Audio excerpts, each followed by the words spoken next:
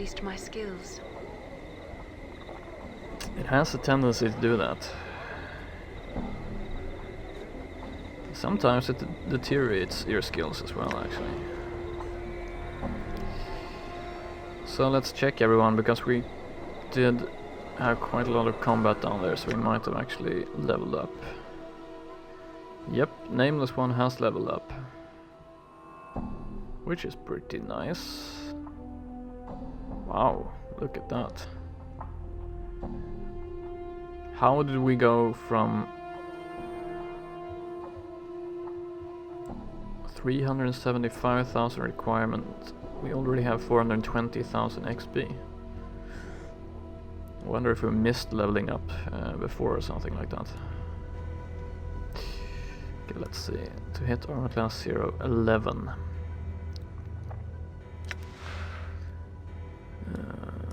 One characteristic point gained.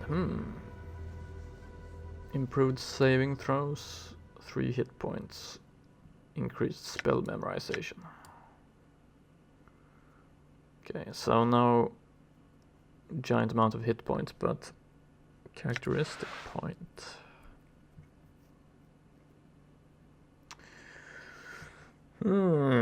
Difficult decisions early on in the stream, and I just woken up.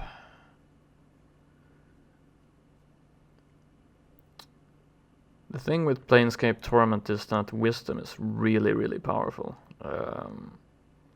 Not only do you get like the best dialogue options and unlock a lot of stuff, but also you get bonus XP, which I realized sometime in the stream. But fortunately, I had already invested quite a lot in wisdom, so I think I did a 18 intelligence wisdom build for the Nameless One. But that was kind of lucky. So the question is, do I want to increase my wisdom? Because I already have a tattoo that increases it to 21. I think, yeah, 21. And then I have been reading the rules, and I saw that if I specialize as a mage, which basically means if I reach level 12 as a mage, and I reached level 7 as a mage, which I did in that order, so I didn't reach level 7 as a fighter and then leveled as a mage, like I shifted class or anything. If I level as a mage, a pure mage, up to level 12, I get a bonus to intelligence and wisdom, or maybe only wisdom, I don't remember. So maybe I don't need to buff my wisdom, because I'm already level 11, which would mean that bonus is soon forthwith coming, or how do you say it? So let's actually go with Constitution. Wow. What strange decisions I'm making today. But yeah, level 17. 17 points to Constitution. Let me explain my reasoning. I know that we can get an artifact called the Tear of Salier Day in the Vrishka's Curiosity Shop, and I already used one of those. And what it does is it actually increases my Constitution by 1 point, which means if I get that Tear of Salier Day, I'm going to have a Constitution of 18, which means I will have superhuman Constitution if I increase it 1 more point. And yeah, I don't know, it just feels like with a superhuman Constitution and regeneration and a tattoo that increases regeneration, I should have a pretty decent regeneration. Kind of makes sense. And I'm kind of tired of having to rest and heal all the time, so maybe that will help me. So let's go with that. Wow, look at my party members. Everyone's down in the red. No good.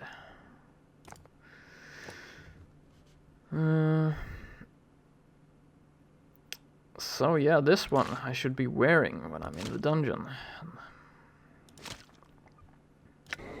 This should give me a very high regen rate, basically. Also, yeah, of course, it retroactively increases my hit points as well. That's very nice. In this game, you actually, if you increase your constitution, you also known as Wanker City. Damn you, Anna. Don't interrupt me. Yeah, you get the hit points you were supposed to get as a bonus retroactively, which is really nice. So look at that region. Pretty good.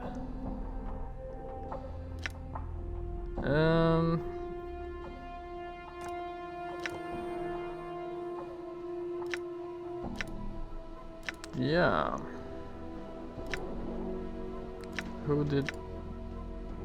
Who had needle and thread? Only Mort. Okay.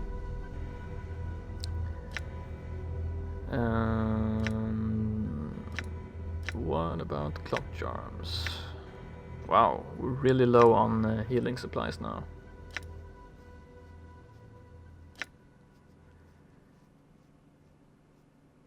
Which is kind of lame.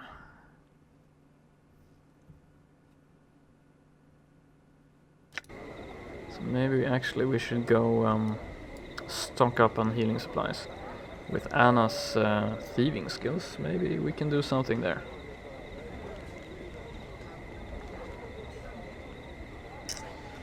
Maybe.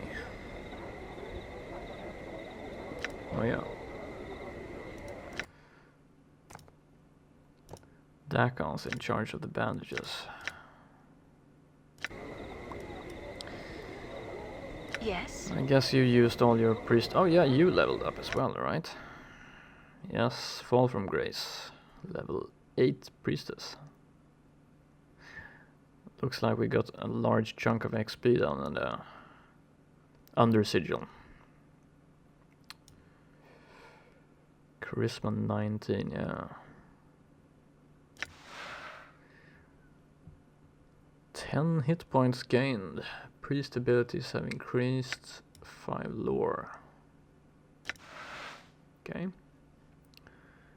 So she got more priest spells. Only high level.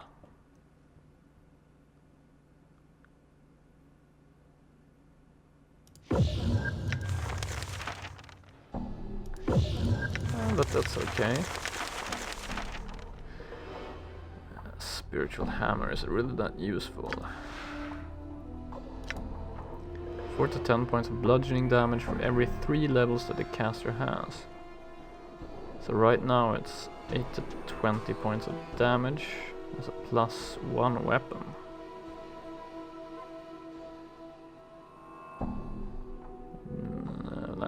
Okay, that's a +2 weapon in her case. Problem is she has to hit. So it's like a regular attack actually.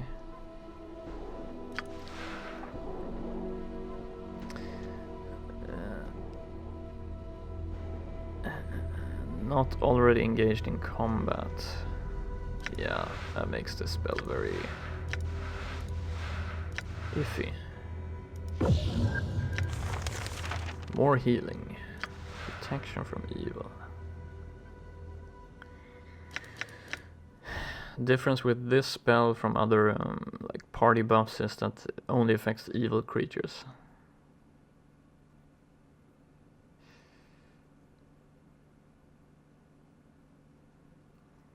A circle of protection.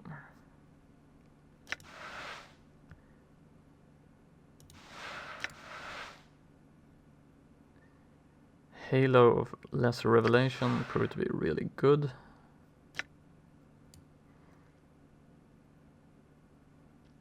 Because it gives all the targets in an area of effect +2 penalty to armor class. With no saving throw.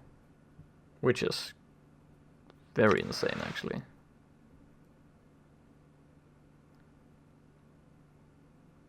Yeah, let's get another one of those. That's a level 1 spell, I mean, seriously. Oh yeah. Nameless one also increased his abilities. Level 3 spells. Ball lightning.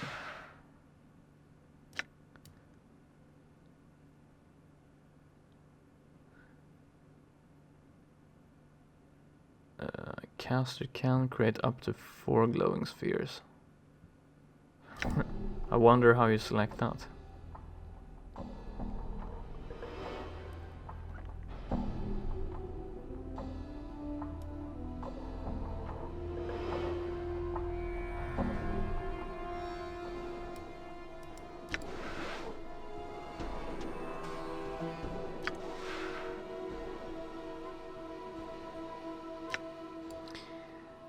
That's crappy.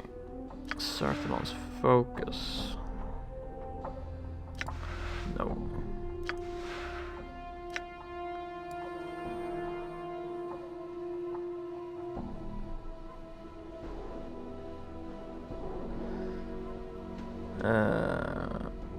Axe will cause a magical effect to occur at random.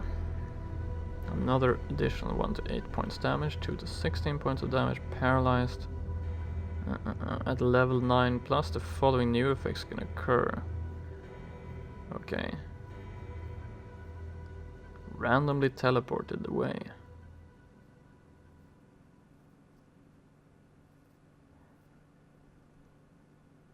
Turn to stone. Sounds nice, but the question is, does it really work? You never know with spells in RPGs. From this information, it would seem that the Axe of Torment is pretty good. So let's trust him on that. Force missiles.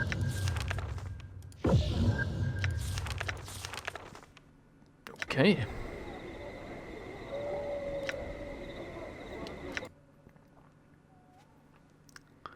Takon is actually closing in on leveling up as a fighter. Anna is not too far away from leveling up as a thief. Mort still has a long way to go. Well, done. That's okay. So let's see. Sensory touch. Sorry, Mort, you're gonna have to have your sensory touch from. Actually, I can sensory touch Anna and Fall from Grace can sensory touch you. I'm such a nice guy to you, Mort.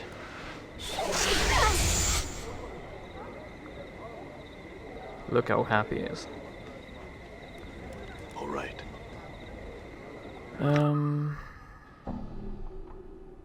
Advocate's home. Don't think I visited there.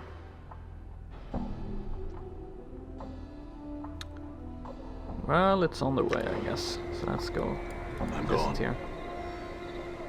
I'm gone. Were we looking for someone called Nemel, by the way? I think so. Drunken mage. My good man. Okay, let's... I haven't actually checked this place out. Let's do that. Barkeep. This smiling man nods cheerfully at you as you approach. Welcome to my cafe, good sir. What might I serve you? Some wine, perhaps? A wine, but I had some questions. The man gives you a helpless sort of look. Humblest apologies, sir, but I make it a policy to serve drinks and nothing more. You shall have to look elsewhere for conversation, I'm afraid. Are you certain you wouldn't like a drink? Or some bread and cheese, perhaps? Right. Let's talk to the drunken mage. This older man is staring into his stein of ale, misery etched into his features. The battered pewter mug is an unusual one, lightly engraved with strange runes and bearded faces, and covered with a coat of thin frost. He looks up as you approach him. "Greetings, sir." He seems slightly tipsy. What's that mug you got? I seem to remember something about the mug, but something wrong. He sighs, belches into his hand and nods as he takes another pull of ale. "Hey, something's wrong, all right. I've gone and lost my apprenticeship. Well, hungover I was, and botched my mentor's last experiment. All for this damned drink." He sneers at the mug in his hands, but in seconds his expression softens and he takes another swig. "Ruins everything, it does, this damnable drinking of mine." "Why don't you stop drinking then?" Updated my journal. He shrugs and sighs miserably.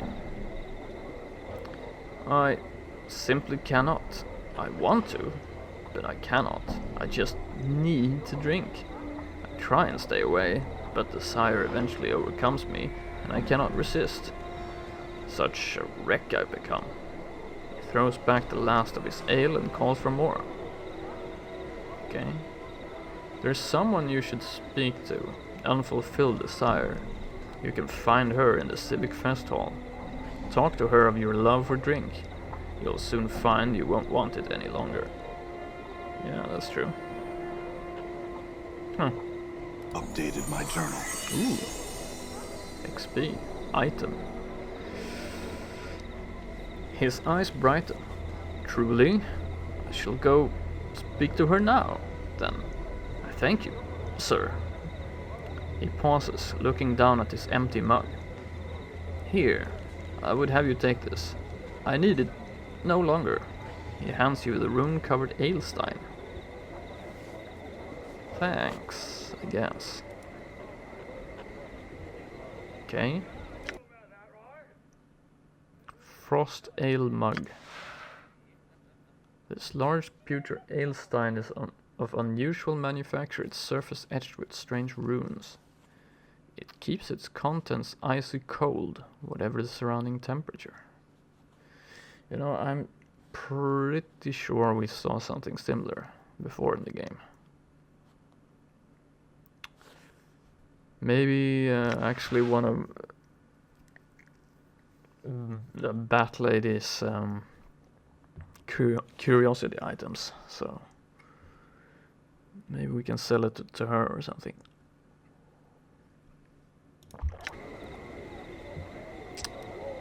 Perhaps. Yeah, Namel, I'm pretty sure we're supposed to talk to you. I think we have some kind of quest. This tall, slender woman, sipping wine from a small ceramic cup, appears to be looking for someone. Yeah, see? That's what I said. Her facial features are elegantly exotic, and the woman's ears, though partially covered by her long hair, can be seen to come to sharp points. Greetings. The woman turns to face you, violet eyes flashing like flawless chips of amethyst. Her speech is as music. You can hear a faint musical tinkling, 100 tiny crystal bells as she speaks. Each word lingers in your ears, as if they were unwilling to relinquish the exquisite sound. Namel turned to face the scarred, dour stranger. She asked what he wished of her. Wow. Pah! Anna sneers at Mort. Stop your drooling, your leering skull. My, what a hot-blooded little chit. Starve for attention? I could drool all over you. I could drool over you too, if you were just jealous. Mort starts floating toward Anna, making wet, slavering noises. Get a hairsplit closer, skull, and I'll see to it that not one of your chattering teeth lies within 100 paces of another. Mort stops abruptly, turning away while muttering unintelligibly. Right.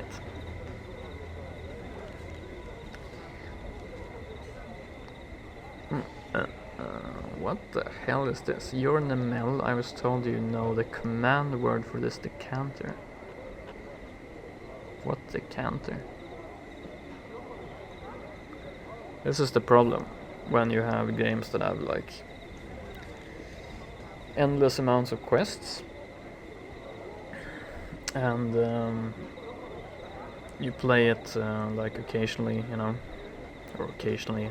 I started playing Planescape probably closer to 4 months ago, and then I was gone for almost 6 weeks and couldn't play, so it's taken a long time, but wow. Okay, well, we're gonna play along.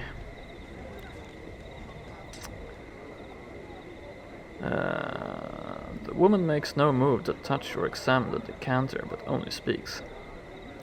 Namel took it from the stranger, turning it in her hands. Had she seen its like before, she thought. Perhaps? Yes, she remembered now. She returned the decanter, whispering into his ear as she did so. Updated my journal. You realize you know the word now. Nildenosai. Though you're certain the woman never whispered to you, but merely said she did. She blinks at you. Would the stranger leave her now, satisfied with what she had told him? Not just yet. Are you looking for someone? Where could she be? Namel wondered. Her companion, Aelwyn, was supposed to have met her here days ago. The woman sighs miserably. The air around her grows chill with her sadness. How long must she search this vast foreign city before she finds her dearest friend? I can help you find your friend. What does she look like? Namel clasps her hands together and bows her head to you. She would be so pleased to hear news of her friend. She told the kind stranger what Aelwyn looked like, so that he would know her should he come across her. An image forms in your mind. A woman who resembles Namel, but with golden eyes and hair of fiery crimson. I'll return if I find her. Farewell. Updated my journal. But I am pretty sure actually... Whoa. Okay, here we go. Bloody shadow.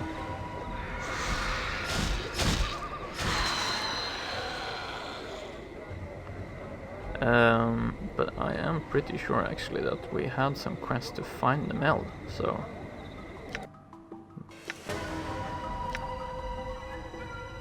Aelwyn, yeah, I also remember that name.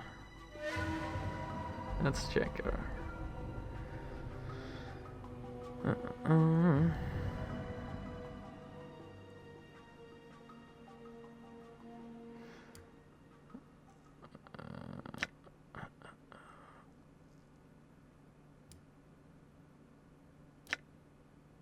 Woman named Trist. Oh yeah, we have a quest in the lower ward.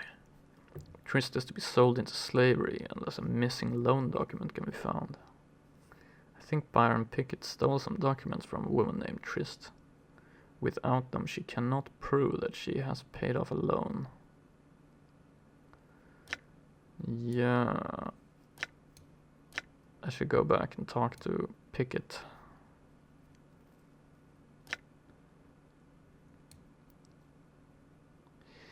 Dimtree the zombie, I finished that quest.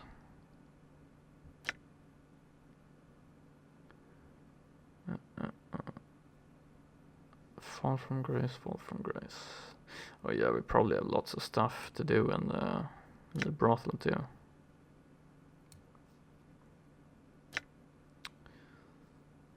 We're gonna keep chipping away at the quests and stuff in this sector.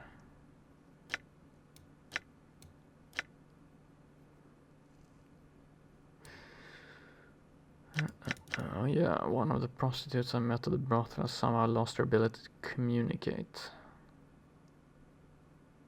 Until she can speak again, I won't be able to question her. There were some items missing. It's interesting that she lost her voice, and then they lost like a perfume and a veil, so someone's taking stuff.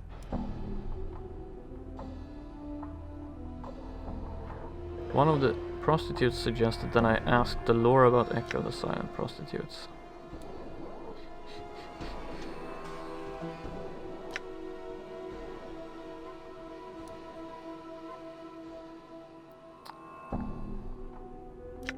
After telling me a tale of Ravel, I've suggested that Echo the Silent Prostitute might know something more of her, but that first I'd have to get Echo to speak to me.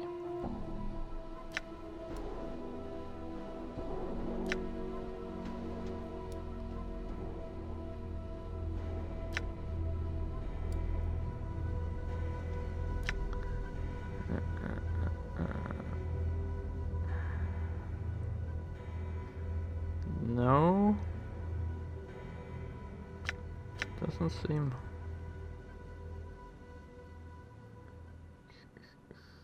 If I'm really unlucky, I did that. I got that quest during the 50 minutes that I played offline. That I went back and replayed online here. Then it's not in my journal. But I'm pretty sure there's some woman outside here somewhere. Okay, we got an item. What item?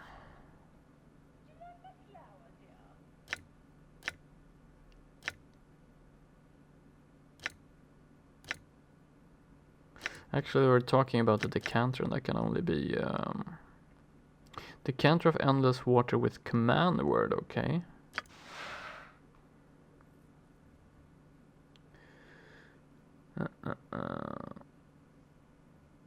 You know the command word for this item, Nildenosai, and you're confident you can put out most any fire, no matter how intense. This item can only be used through dialogue. Okay, I think I got it now, actually.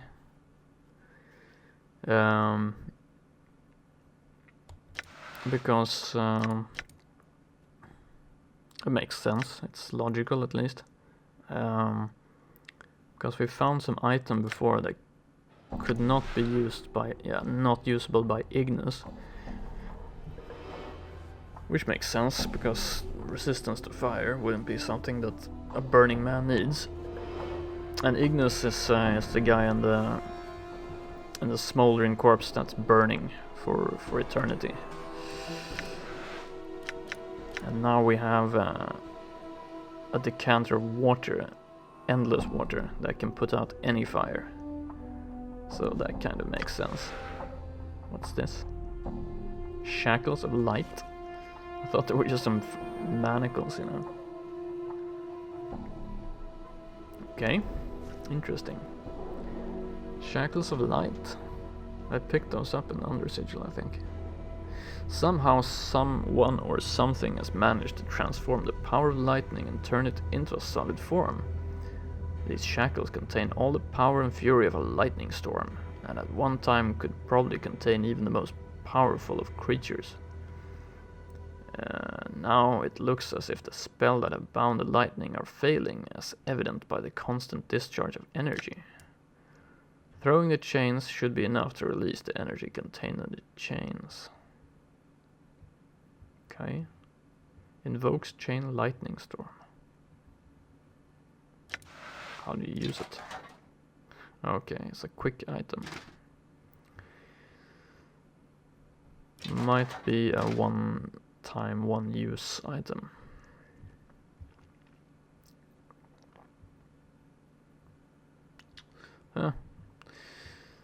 Always check your inventory, especially on a reload when you're fresh. Fiend's Tongue, Diva's Tears, Gorgon Salve.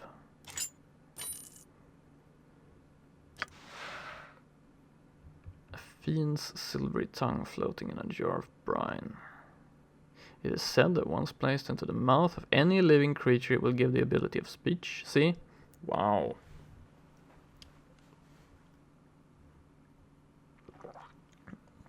We're absolutely killing it. Of course, we're supposed to give this to the silent prostitute. What about this one? Collected from a diva who was captured. Diva's tears are said to soothe the most savage anger, even that of a fiend's tongue. I don't remember, we got these items from the curiosity shop. But it seems like these ones are connected somehow. Small bottle labeled as Gorgon salve smeared onto the surface of any being turned to stone and will revert them to flesh.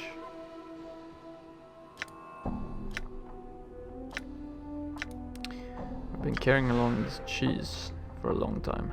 Piece of cheese.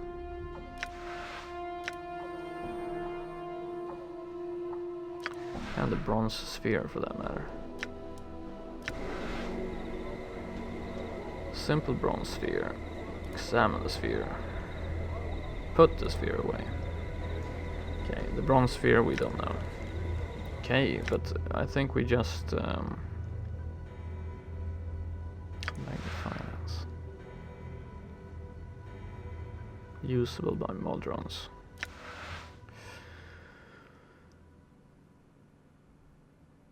I think we just got a very important clue what to do next, so I think actually we're gonna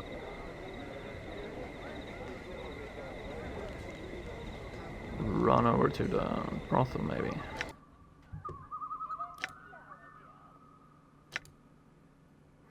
Or actually, let's check this place first, why not?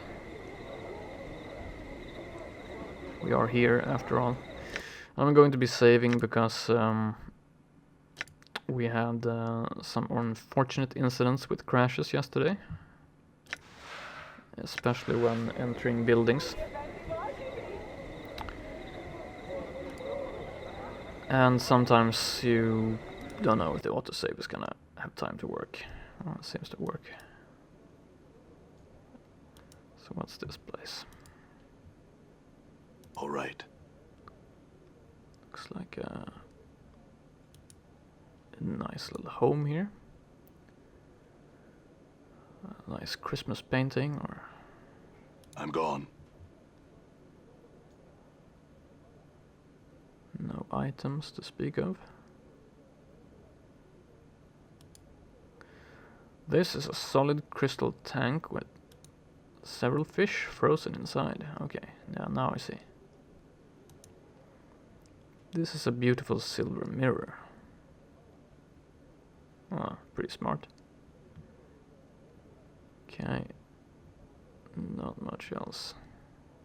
Advocate. Let's talk to him. This man is dressed in soft blue robes, covered with intricate designs.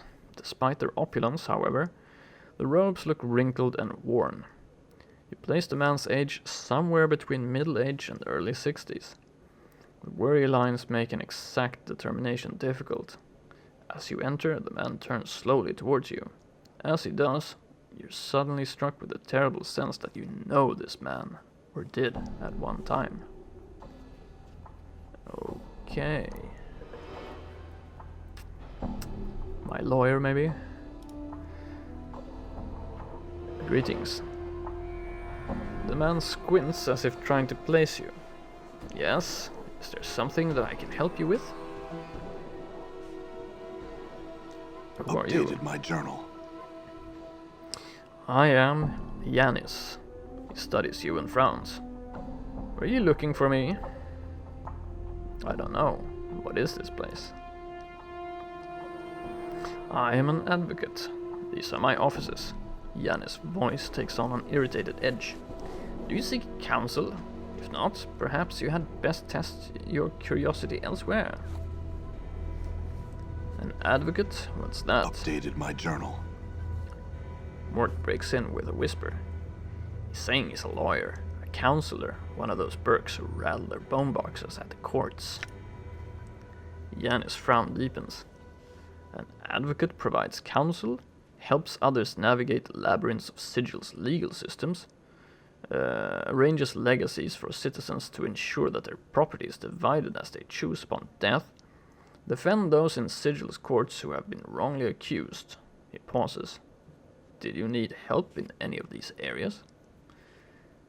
Legacies, yes, actually, Dayanara left a legacy.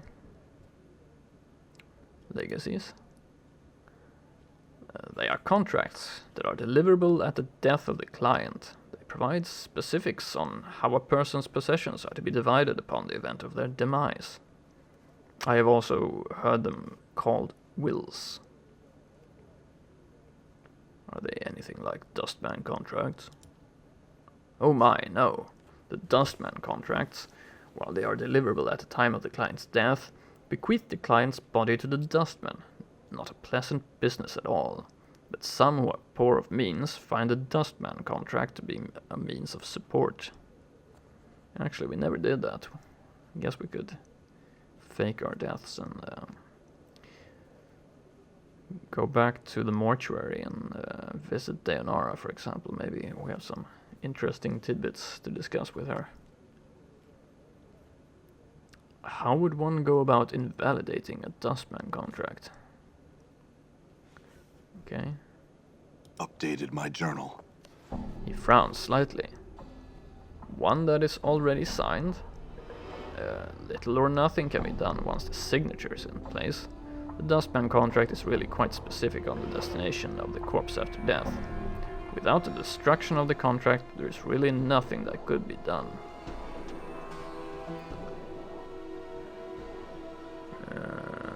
I'm sorry, can you explain what the legacy is again?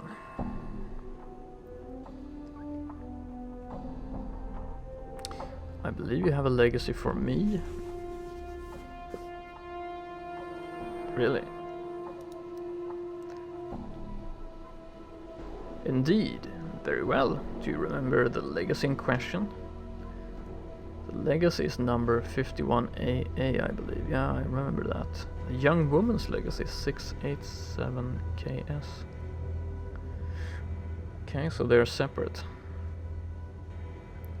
Okay, the legacy number is 51AA. He looks at you in surprise as you name the legacy. That is extremely old. Are you certain? A shocked look comes upon his face.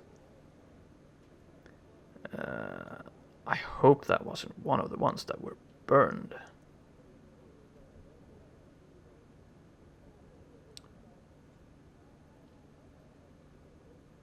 How old is it? Well, Yanis ponders for a moment. Several decades at least. You said it might have been burned. What do you mean? Yanis looks saddened. Yes, this office was the target of a senseless act of vandalism. A year ago we had a break-in here at the office. The vandal's sole desire seemed to be to burn my legal documentation. Much was lost. A shame, really. Sigil can be quite wearing on a person's faith. He seems to lose an inch as he mentions Sigil. The vandal only damaged certain documents. Irreplaceable. Can you tell me anything else about the fire? There's nothing much to say about the matter. It was a strange, localized fire. I cannot imagine what would have been precious in the documents that were burned. But someone must have wanted them destroyed. Any luck in locating the person responsible? Can you tell me what was burned? A number of old legacies were burned, and some mementos and other keepsakes of value only to me. I may have been responsible for the fire.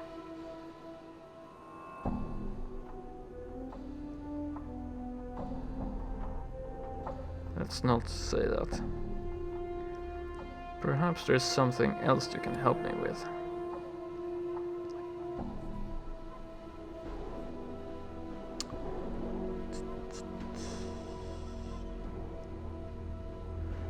Who are you again?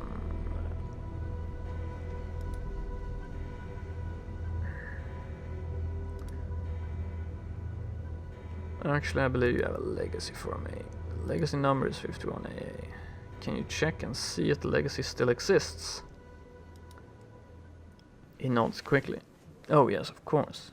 It will take a moment. I will wait. Drink my coffee in the lobby. Yennis returns, nodding. Yes, fortunately, it was unharmed by the fire. All the articles are safe. Could I collect on it? I am the beneficiary. Wow, of course. Sign here and here on the dotted line. There we are. That should be the last of the paperwork. Here are all the items that were in the vault. One looks like a foundry receipt, though quite an old one to be sure. Did the deceased have something commissioned at the foundry? I don't really know. Perhaps. I'm beginning to think just about anything is possible. Where is the foundry? Updated my journal. 3 items. It is located in the lower ward. It is past the great gate. Look for a number of godsmen guards at the gate and you should be in the right place. Thank you for the directions. I'll go there now. I want to check these items. Receipt. A receipt stamped with a symbol of the godsman. Probably redeemable at the Great Foundry. Strange chunk of rock. Stone Gullet of Lapal the Gross. +1 save versus poison, +15% resistance to acid.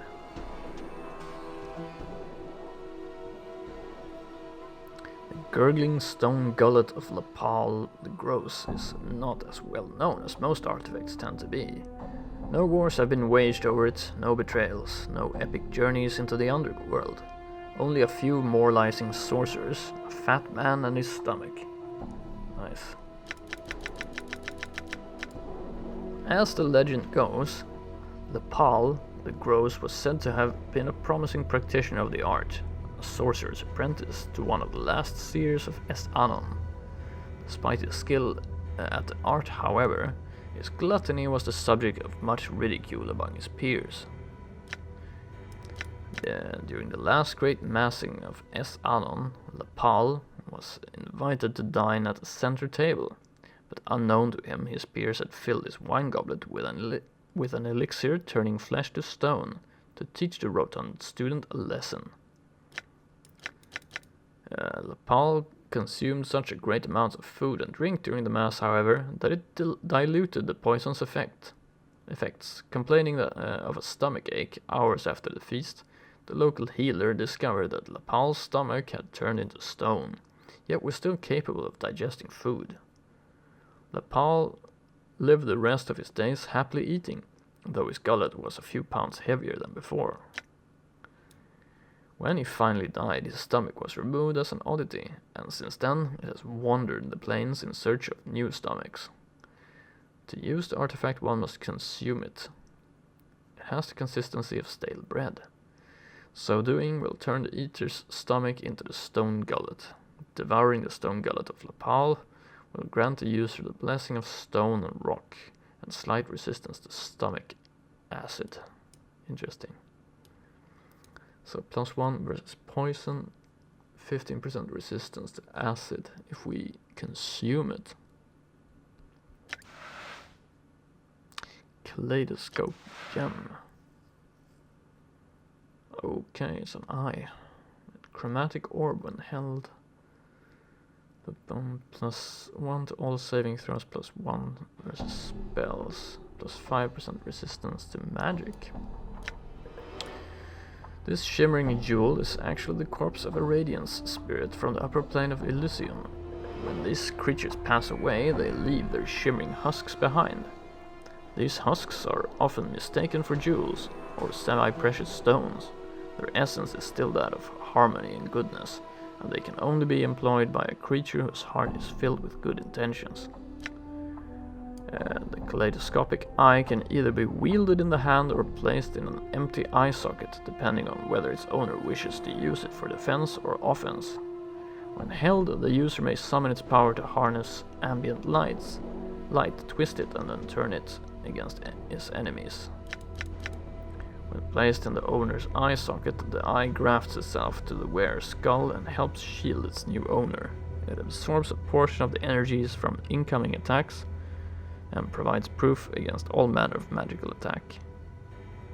When the kaleidoscopic eye's offensive power is exhausted, it cracks and turns to dust. Yeah, that's the problem. What are we using now? +1 armor class versus missile. Well, +1 to hit armor class 0.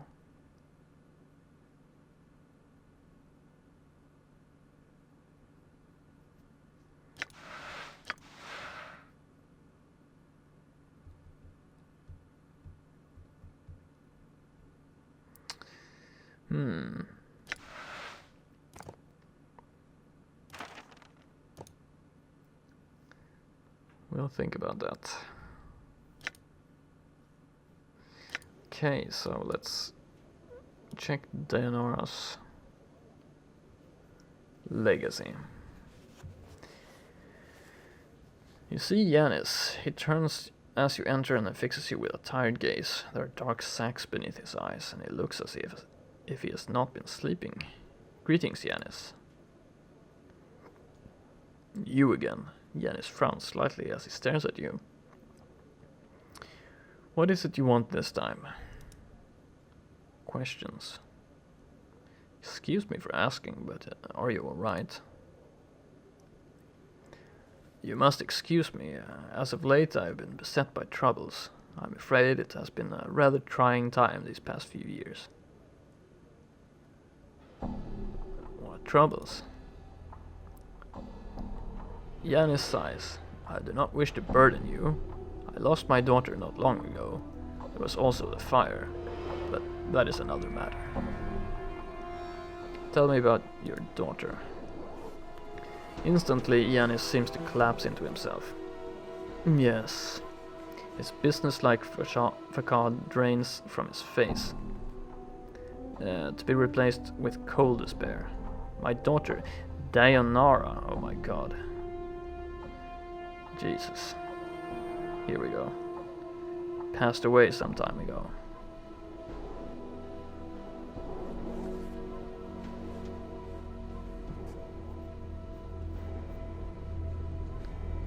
Tell me about her. What was she like? Daenara? She was young. She had recently joined the Society of Sensation, the Sensates. Not an unpleasant faction, but she had also met someone there. She followed him on a journey, and there she died. Her body... He looks pained. I was not even able to recover her body.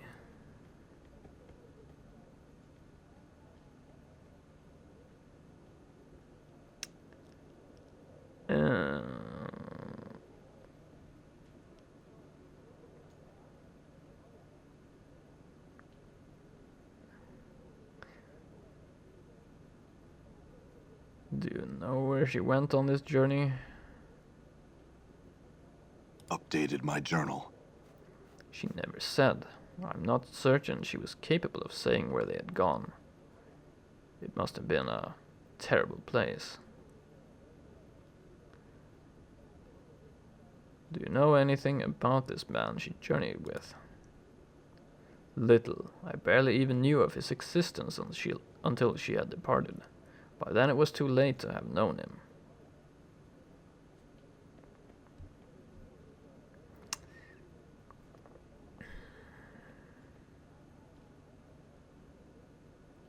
I believe the man was me, but I've forgotten much. You? Yanis looks you up and down. You are the one, and you say you have forgotten? Yanis draws himself up. He looks like he is squaring himself for battle. You have forgotten, but the incident was not so long ago. How can this be? I have a strange condition. I lose myself for a time. Anything you can tell me about myself or your daughter would be invaluable.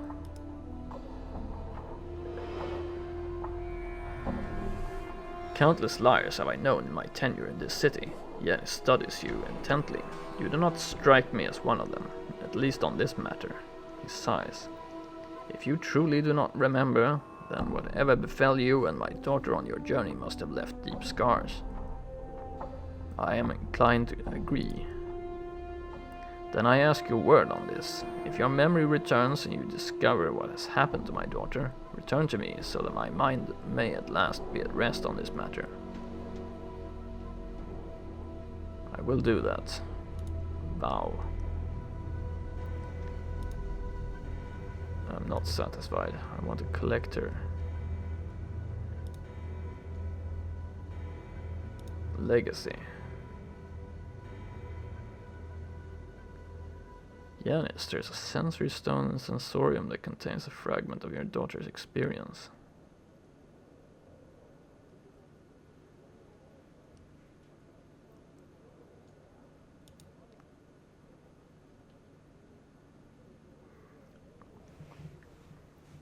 His eyes blaze with hope. There is? But in which one? You must tell me. It is one of the sensate sensory stones. If you are not a sensate, you could not gain access. He thinks for a moment. I must find a way. Perhaps they would make an exception for a father.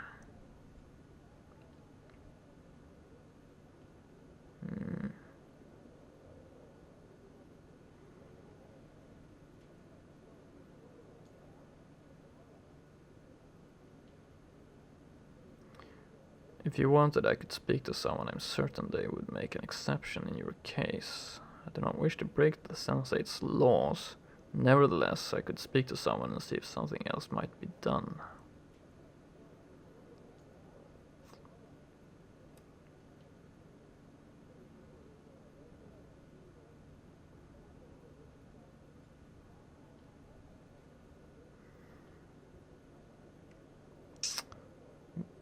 Good morning, Starflu.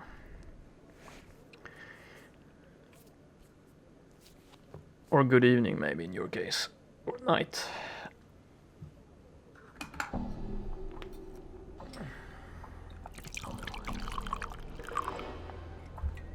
Well, you never know on Twitch TV.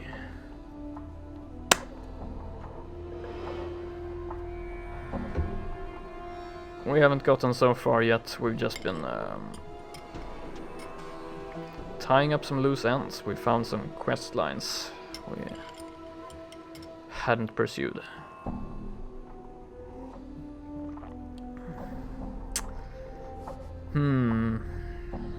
This sounds pretty like if I do not wish to break the sensate's laws. This is the most humane. If you wanted, I could speak to someone. I was certain they would make an exception in your case. Updated my journal. Yanis looks relieved. If you could, I would be most grateful. I will go settle the matter shortly. Now on the sensory stone she left a legacy number for me. Ah, Yanis nods. It seems you spoke true. My daughter was known to you then. He sighs. Hold a moment and I will see what was left to you. I will wait. I couldn't carry any more, so I had to drop it. Okay, lots of stuff. All the articles are accounted for. Yanis is holding 3 scrolls in his hands. I had no idea she had established a legacy here. He's staring at the items, almost hypnotized. Here you are. If I may I read them, sir? It is a private matter. As an advocate, you must understand this.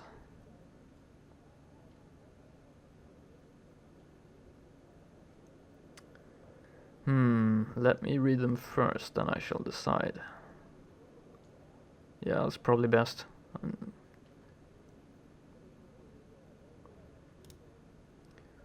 Of course, Yanis seems broken, but please, I beg you, I have very little left to remember my daughter by.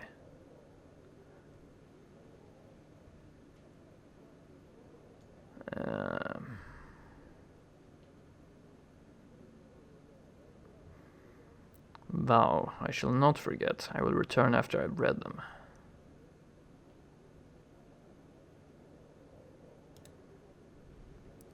After I picked them up from the floor.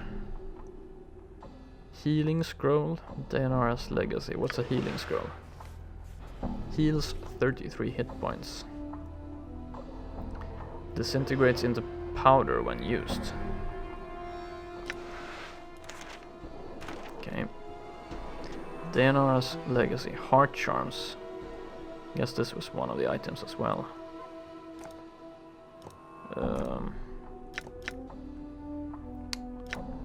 I think we used up all our heart charms in the under sigil before. So let's see, what do we have here? Dayanara's ring.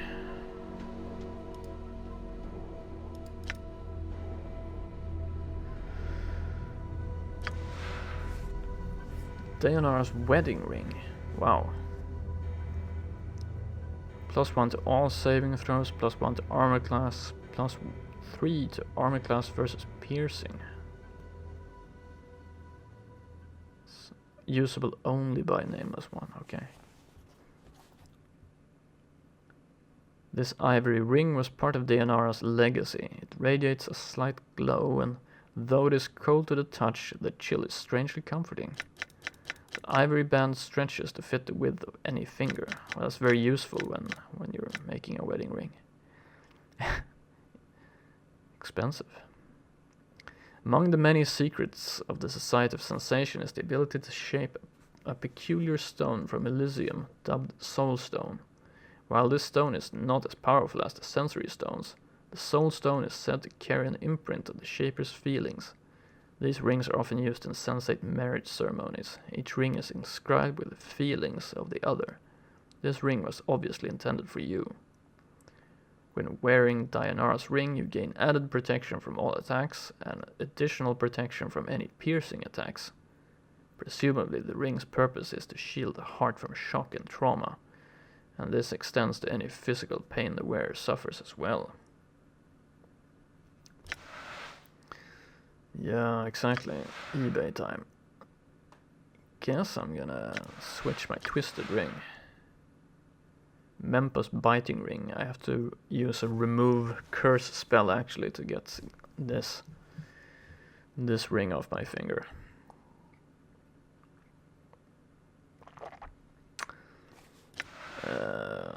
Okay, let's replace that. Twisted ring.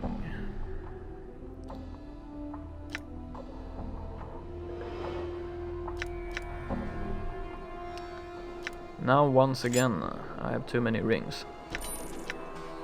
So I bought one of my Rings of the Traveler back yesterday, but yeah, I guess we're gonna have to.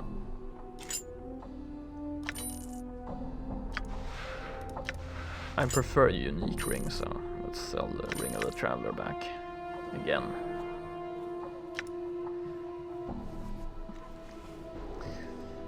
And then we had the Stone Gullet of Lepal the Gross. If we swallow it, we get increased poison resistance, so let's use it.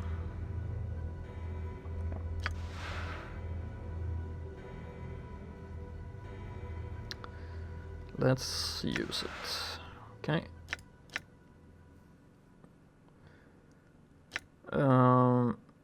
And I guess this is the important thing, Dayanara's legacy. My love, if you're reading this, then the tragedy I have seen has come to pass. I've died and you have remained to suffer the loss. Know this, my love, I know why you were forced to shield your feelings from me. You sought to protect me from the terrible burden you carry with you. The distance you kept between us was your way of protecting me, and the brief moments when we were alone and you let your feelings be known, that was when I knew you cared for me. Carry no regrets with you, carry no guilt, for I came with you on your haunted journey of my own accord, and no matter how death came to me for me, I know that you did everything in your power to save me. Our lives are intertwined, my love, and death shall not be a wall between us. For my sight has seen what is to come, only in staccato segments, but it is enough for me to know that we will be separated for a time, but we shall be reconciled again. Thus, do not see my death as a farewell, but only as an interval before we meet again. Carry my ring with you and these other pieces of me, and think of me. Keep me in your mind and heart, and that will be the beacon that brings us together forever, Dayanara. I think the really horrible thing about this is that there's a pretty decent chance that we actually just murdered her in our previous incarnation.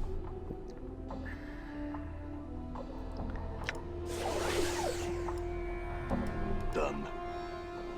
Right. Seems harmless to show her father this. You see Yanis. He turns as you enter and his eyes light up hopefully. Ah, at last. Were you able to convince them to grant me access to their sensorium? I had some questions that needed to be answered first. Here's Dayanara's legacy as I promised. Yanis takes the scroll and studies it. There is a long silence. Then he slowly looks up at you. You meant very much to my daughter. She was willing to give up her life for you. I believe that is the case. Updated my journal. Yanis hands the scroll back to you. Thank you, sir. I appreciate your kindness.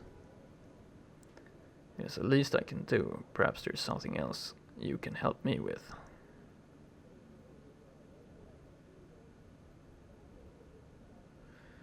Actually, I think we're gonna go and try to convince them to let him see the sensory stone. I mourn the loss of your daughter. I hope her words gave you some comfort. Yeah, that's the problem in this game. The Nameless One. I'm playing him as a lawful good character now, but from what I've seen of his previous incarnations, some of them were pretty mad. And some of them were probably evil, so he didn't seem like such a nice guy to Dayanara. Seemed to be using her only for his own purposes. So that's one of the central questions I think in this game is can you change the type of person that the Nameless One is, and now I'm really playing it lawful and good. I'm trying to do all the good things I can. I'm gone.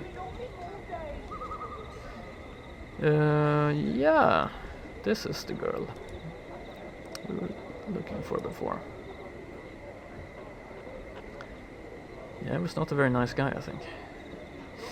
Okay, so let's see. Aelwyn, yes. This tall, slender woman occasionally looks up from a cup of wine to scan the surrounding patrons and passers-by. Her facial features are elegantly exotic, and her eyes, a brilliant golden color, catch the light sparkling as she looks about. Greetings. She regards you carefully for a moment before replying. She speaks slowly and carefully, avoiding direct eye contact with you. I, Aelwyn, return your greetings. Aelwyn, your friend Demel is looking for you. Updated my journal. She begins to smile, but then covers her mouth with her hand and looks down at her drink. I, Aelwyn, am most pleased to hear of Nemel. Might I, Aelwyn, persuade you to tell her of this place? I'm no message boy for charity's sake. No, I'll do that for you. Updated my journal. She looks at you directly, and just for the briefest of moments before she casts her eyes back down to her drink, your senses are awash with a warm, comfortable feeling. Pure happiness. I, Aelwyn, thank you. It's my pleasure. May I ask about her, though? Aelwyn nods slowly. The way she speaks and what her words do. How? I, Aelwyn, can only say that we come from another place, another world. We are not like the people here, whose words, thoughts, very feelings even, affect nothing directly. Go on. I, Aelwyn, take great care as to not affect those around me too greatly. Namel, she is new here and cannot do so. It is something she must learn, should she choose to remain here much longer. But why? There are many reasons. I, Aelwyn, feel it is not right to impose reality upon those without the ability to impose their own reality upon me, Aelwyn. Is there anything you cannot do by simply speaking of it? She frowns. A strange, unpleasant feeling rises in the pit of your stomach. Please, I, Aelwyn, would speak of it no more. Just one other question.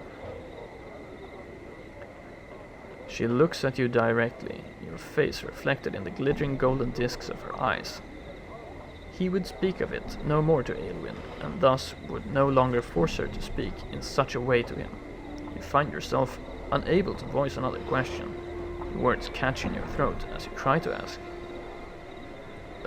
Fine then. Farewell. All right. Right. Yeah, well, Sigil is the home to many interesting creatures. All right. I'm gone. Since it's a city, I'm gone. a border region between all the planes, people and creatures come from all over. So let's talk to Namel. The woman smiles as she greets you, her beauty no less breathtaking than the first time you saw her. Namel held her breath as the stranger approached her. Had he found Aelwyn, she wondered. Yes, I found Aelwyn. She was looking for you too. Updated my journal. Namel's lips form a perfect smile. An infectious happiness radiates from her, clinging to you like sweet-smelling warmth. Namel was overjoyed to hear of her friend. Was Aelwyn close by? She's at another cafe east of here, across this part of the ward. Namel thanked the man for his wondrous news. Soon, she would go visit her oldest friend, Aelwyn. Now, though, she would reward the stranger. No, that's alright. I need no reward. Always refuse a reward. Namel touches her index finger to her lips, making a faint hushing noise. She would draw the stranger close, laying her hand upon his chest and kissing the pale, leathery skin of his cheek. Life would flow into him, invigorating him. This, then, was to be his reward. Wait. Okay. +3 max hit points. Thanks. As you wait, there is a light tingling sensation upon your cheek and chest. The feeling spreads across the whole of your body, and you begin to feel stronger, more animated. I think that's it. Thanks, Namel. Farewell. All right. Ooh, I'm gone. pretty ladies gone. giving me presents. And my hit points are actually, yeah, pretty good now. I leveled up after, that was one of the first things we did. When we came out of Under Sigil, we leveled up. The Nameless One and Fall from Grace. All right. So I increased my constitution and gained some more hit points as well. So where are we? It feels like we're trapped here.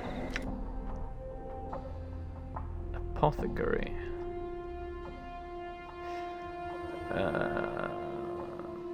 Don't think I have any reason to go there Alright. right now.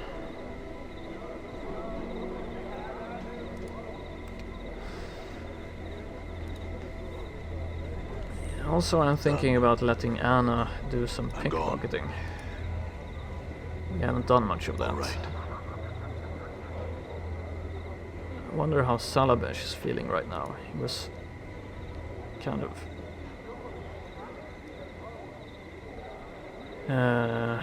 he was aiming to be the mage's tutor, but that didn't happen. So, whatever happened to your becoming a mage tutor of the fest hall? That vacuous, scatterbrained child of a woman, Thorncombe, finally saw fit to leave the sensoriums and return to teaching, so my chance is lost. I do not wish to speak of it any longer. Salabesh continues to mumble foul curses beneath his breath. Yeah, that's all I wish to know. Alright. Actually, we tipped off Lady Thorncombe. So let's go to the sensorium and see if we can... Alright. talk to... Splinter, yes. Splinter regards you coolly as ever as you approach. We welcome you once more to the Civic Fest Hall, traveler. How may we help you? And some questions. We would be pleased to answer what questions we can, so long as they pertain to the Fest Hall or the Society of Sensation.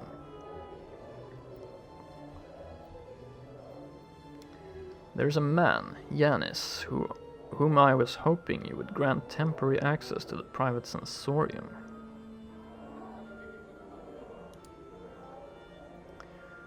And for what reason would we allow such a thing?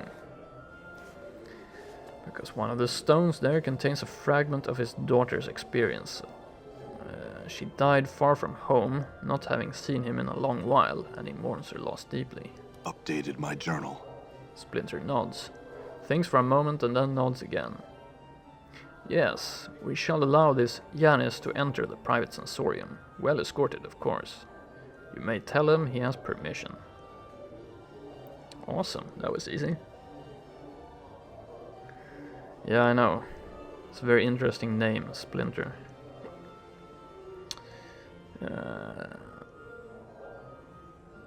Thanks, I guess. Maybe we should actually go rest. Done.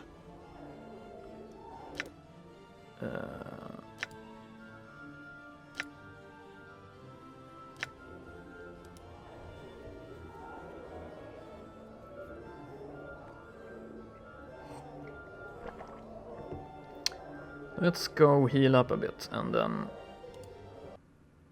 we'll go back and tell Yanis the good news.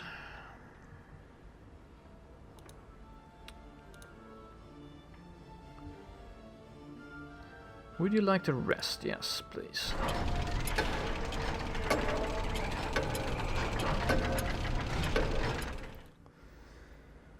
If you need to go somewhere, Skull, don't let us keep you. I have a name, you know. I've several names for you. None of them fit for polite company. They're so nice to each other. Right, so I'm gonna do like this. We're gonna use our healing spells. Shiawase. Shiawase.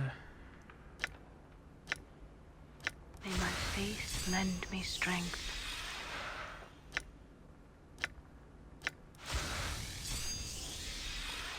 And then we're gonna rest and regain them again. Oh.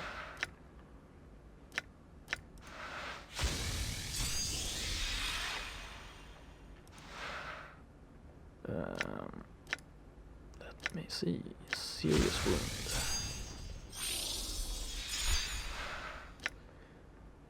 So we gained a few more spells when we leveled up, which is nice. So before we rest now, let's check our spell layout. Nameless one has a few more level 3, 4 and 5 spells. It's looking pretty good, I think. Okay. Actually, I made a pitiful amount of coffee this morning, so I'm gonna have to just start making some more. So I'm gonna just take a short break, 3 minutes, and put on some new coffee, and then I'll be right back. This is a pretty safe place for my party to meander. So I'll be right back.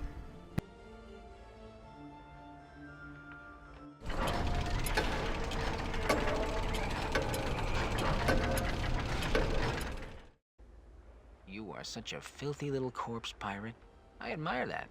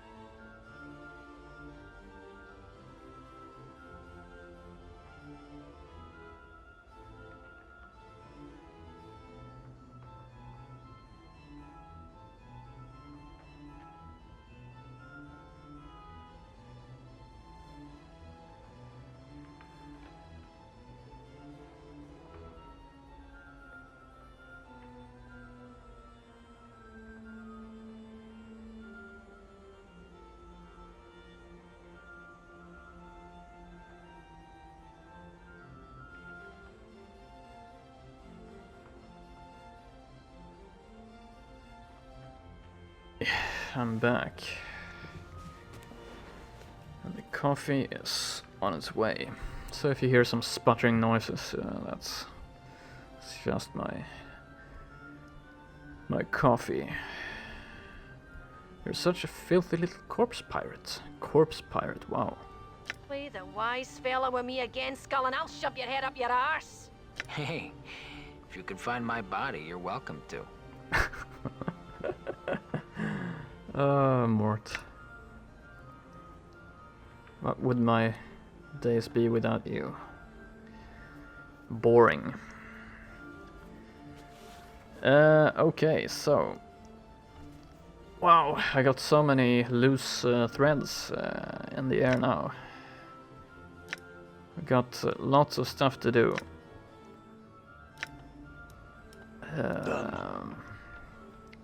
But I guess the first thing is getting back to Yanis and All right. telling him about Dayanara.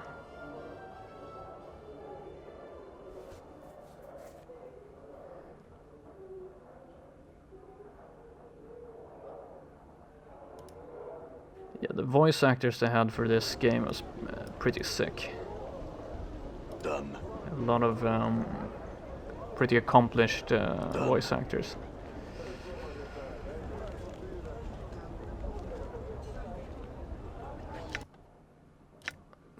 There's where we want to go.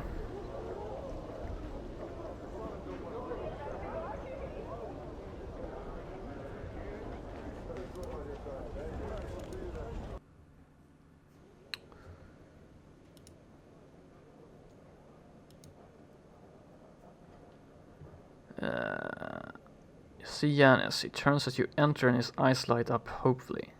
Ah, at last. Were you able to convince them to grant me access to their sensorium? Yes. They agreed to give you access to your daughter's sensory stone. Thank you, good sir. Thank you. I'm in your debt. There was no trouble, Yanis. Please, go see the experiences of your daughter. I think they might ease your troubles. Updated my journal. As far as I can remember, the experiences of DNR in that stone were actually pretty negative. But okay. Done. At least for me. Done. Yeah, so we had some stuff to do. I also picked up my own legacy, my own will, and found a receipt for the Godsman, the Great Foundry, which is in the lower ward. So I guess I can enter the Great Foundry now.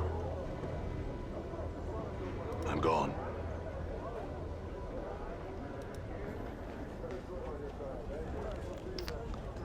So what to do? Let's go to Done. the brothel of slaking intellectual lust. We still have some quests that we haven't finished here.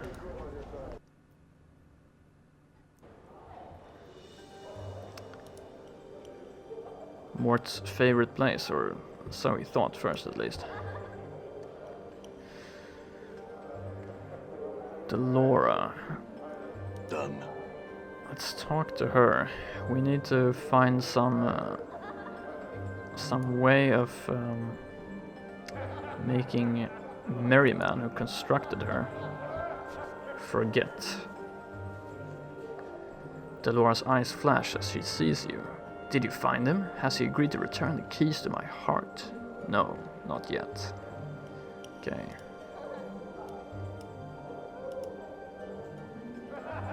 All right. All right. This game is amazing. Yes, I agree. It's actually... I'm very happy that I hadn't played this game. It's 2013 and I'm playing it for the first time. That's the good thing about focusing on competitive FPS for 15 years. You miss a lot of games, but you can go back and experience them for the first time. So I'm having lots of fun. Yeah, we want to find the silent prostitute. Let's see. She is. Yeah, well, I've had a nice run so far. 35 hours in, I think. I'm gone. I'm gone. I'm gone. But there are lots of other games Done. that I'm looking forward to as well. I'm gone. I'm gone. Don't remember her name. Oh yeah, I remember actually. Echo. It's very easy to remember.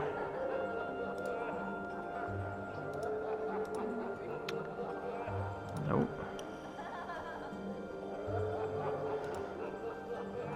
Yeah, the amount of dialogue in this game is pretty amazing.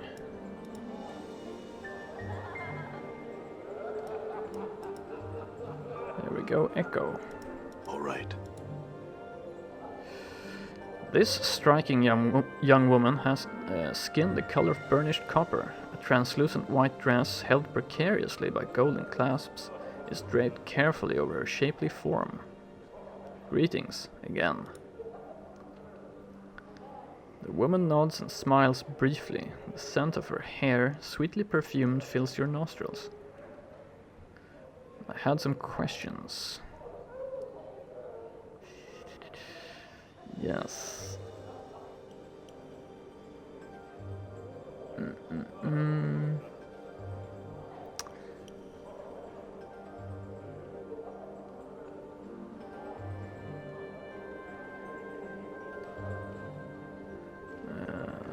Is your name Echo?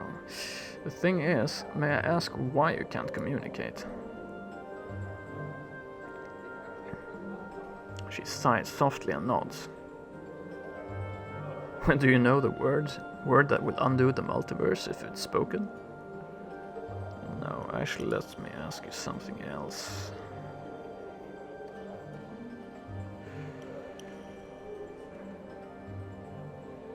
Who are you? The thing is, I checked my inventory when I started this stream today to orient myself, and then I have this curiosity item, the Fiend's Tongue, which is, this is a fiend's silvery tongue floating in a jar of brine. It is said that once placed into the mouth of any living thing, it will give the ability of speech, even if there was none before. Yeah. So, you know, pretty obvious. It wants me to use this item, I would think.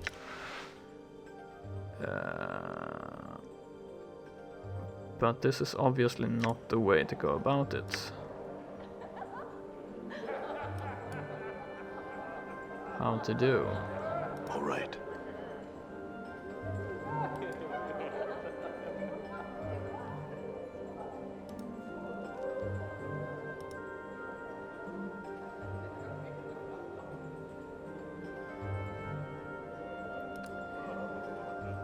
Okay, let's try this.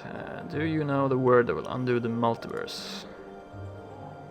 Her eyes widen in surprise. Then she gives you a beaming smile, rolling her eyes and shaking her head.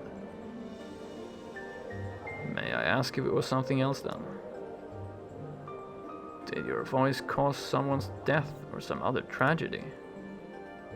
She pauses at this, opens her mouth, then frowns. After a moment she shakes her head. May I ask if it was something else? I don't have any other options. Do you know anything about Ravel Puzzlewell? Her eyes flash and she smiles. She nods at you. What? What do you know of her? Updated my journal. She simply looks at you. May I ask why you can't communicate? Okay, at least we updated our journal. Maybe we get some new dialogue options.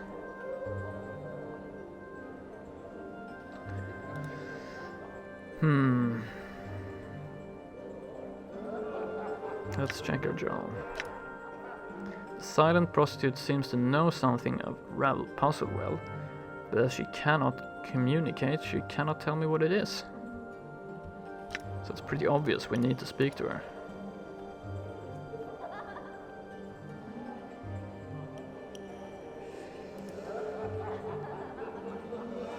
I'm gone. By the way, I have to apologize. I'm getting some frame drops on the stream. I think it's... we've had pretty bad weather.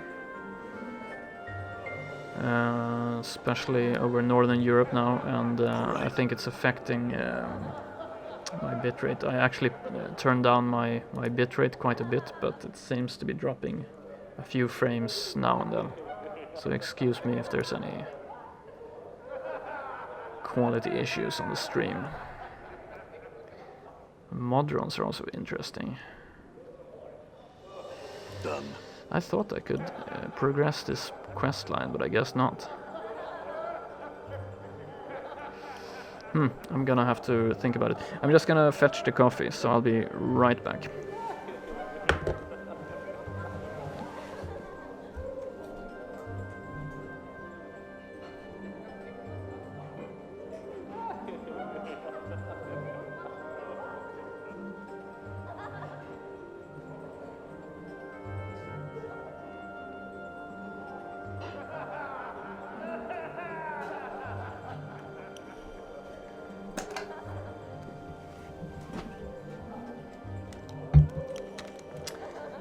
Okay.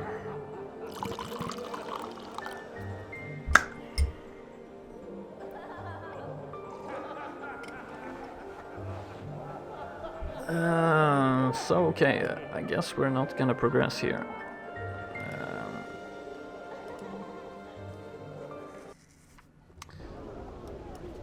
Maybe we need to find the key to Delora's heart I'm first. gone. Or find it, we have to... we have to make Merryman forget all his memories. Art and Curio Gallery, and Apothecary should have something, right? He needs a concoction to forget. Apothecary should be the right place to I'm look. gone.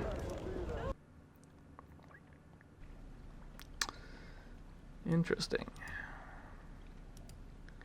This low table is littered with containers holding various powders, liquids, shavings and the like. They're unlabeled and you don't recognize any of the substances immediately. All right. These shelves are okay. That's just general stuff.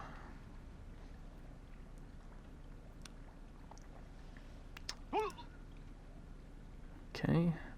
Pestle Kiln. You see a wall-eyed fellow whose skin seems to writhe and ripple across his entire body. Nice.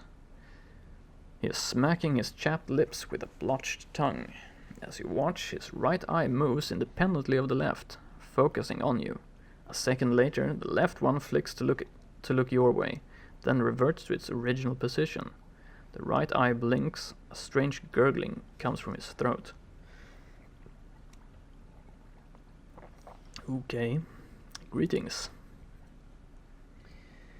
The man gives a lopsided grin and points at himself with his right thumb. Pestle, I'm called. The alchemist. He points at himself again, this time with his left index finger. The name's Kiln. Need something? Are you alright? Hey, I am. His throat convulses for a moment, then relaxes. A large green glowing pustule suddenly bursts from the side of his neck. Something you needed then, sir. His throat clenches again, and a wave of quivering flesh swallows the blistering green pustule back beneath the skin of his throat. He coughs violently for a moment, then seems to relax. Phew. May I ask what happened to you? The left eye rolls upward in exasperation. The right eye looks askance. Too much to drink. Too much of what, though? Potions. I drank too many potions. His mouth slides down beneath his chin. His left nostril forms another one. The most I ever drank, that's for certain. Of polymorphing they were, and brewed in limbo. Wow. Why would he drink that? Is my question. Anything I could do to help? The man's eyes turn inward to look at each other, then back to you. Dunno. He shudders. The mouth below his chin moves up to envelop the one of his nostril formed. This sort of thing happens quite often. We can't seem to help but sample the stock. If you find a way to help, the two of us would be grateful, sir. I had another question. Half of his mouth curls downward into a frown. He shakes his head. Work in the stockroom all day, I do. He shudders violently. Suddenly, a third eye pops open over the bridge of his nose. The left one shifts sideways as the new eye takes its place. I speak only of the store, sir. That said, the skin of his face seems to eat the new eye, and the left one returns to its old location. Wow. Farewell then. Okay, so it doesn't seem like we're gonna get... Yeah, I can see now. Doesn't seem like we're gonna get any help here for now.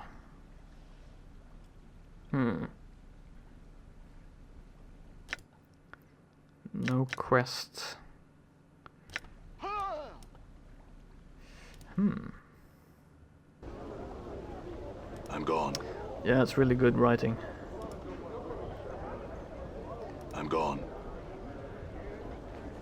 I'm gone. Maybe we should check All right. Rishka's store again. I don't know. Found lots of curiosity items in this store. Actually, you know what I'm gonna do?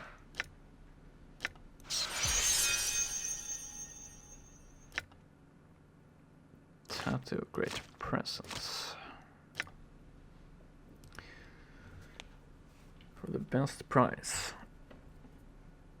Here to buy something, yes.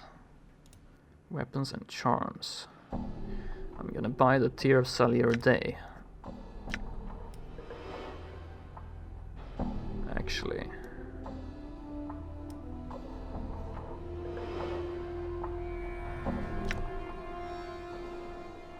Then we might as well sell some stuff. Maybe we can get better prices somewhere else actually. Bronze bracelet. Gold bracelet. I think actually we can get a little more money somewhere else. So let's keep off. Tear of Salier Day. Should increase our constitution by 1 point. Which should give us 18 constitution now for the nameless one.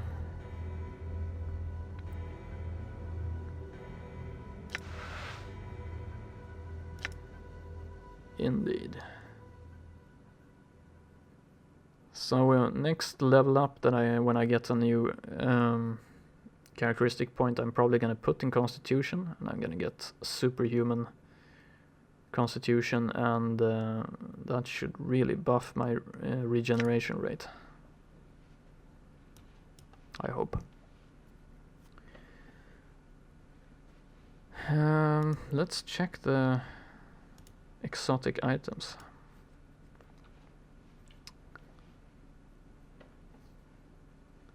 Rishka smiles as you look at the various shelves in the middle of the shop.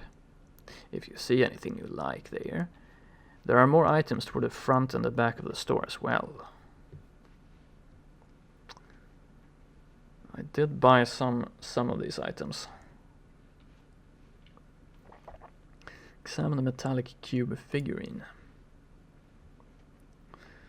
Examine a small metal replica of a cube-like creature with huge eyes on one of its faces. The toy has 2 legs, 2 arms, 2 folding wings, and at least 18 points of articulation, yeah. Rishka smiles as you pick it up. A collector's item, perhaps, or a piece of artwork, who knows. But I like it. If you do buy it, ask around. Someone might know more about it than I. You can have it for only 1,500 copper coins. Wow. That's expensive though.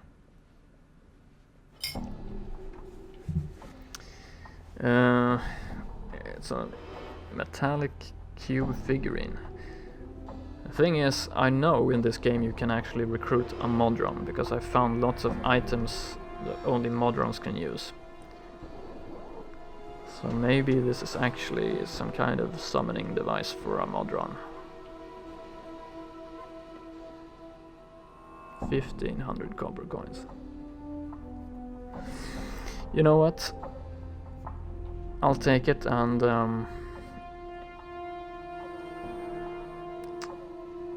if we're unlucky and it does nothing, then we'll just have to go around killing thugs or something, get more gold. Yes, Rishka purrs, a wise choice. The copper you pour into her hand seems to disappear the moment it touches her palm. She hands you the item. Please enjoy your newest acquisition. Yeah.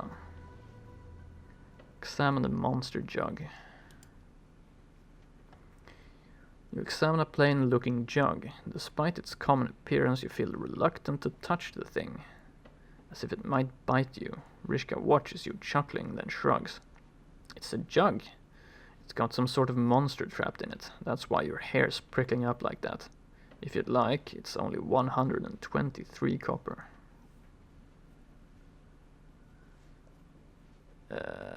Yeah, see you later, Snarf.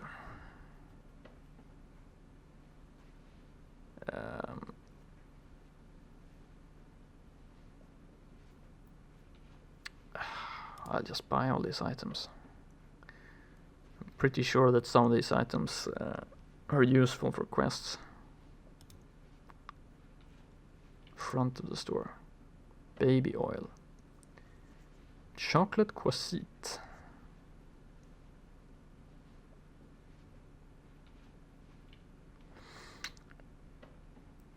Actually, this one might be something. A twisted little imp-like creature sculpted out of pure milk chocolate. It looks delicious, does it not? Imported from the lower plains.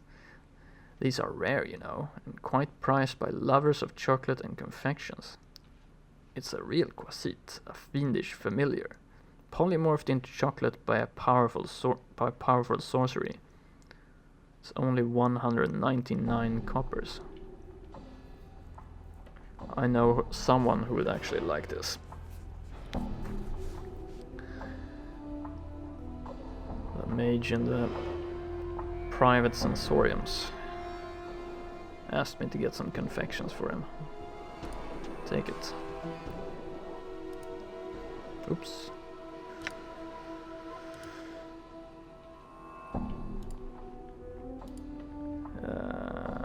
Front of the store.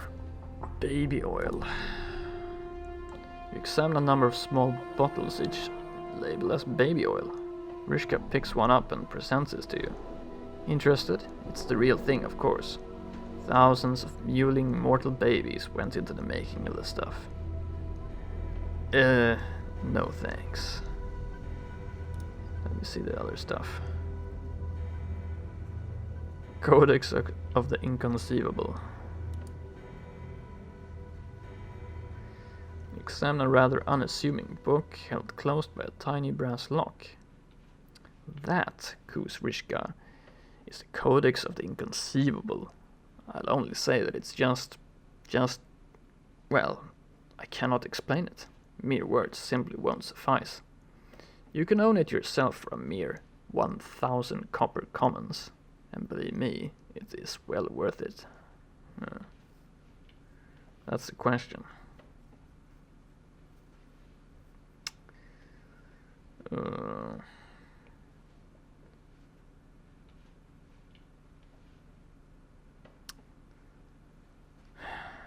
Okay, I couldn't carry any more, so I had to drop it. Yes, Rishka purrs, a wise choice. Yeah, okay. I feel like I'm being completely ripped off here, but... Chocolate quasite. Monster jug.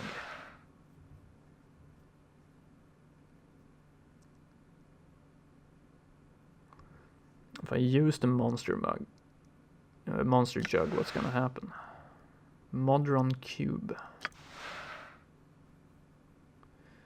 The small metal toy is a replica of a cube-like mechanical creature.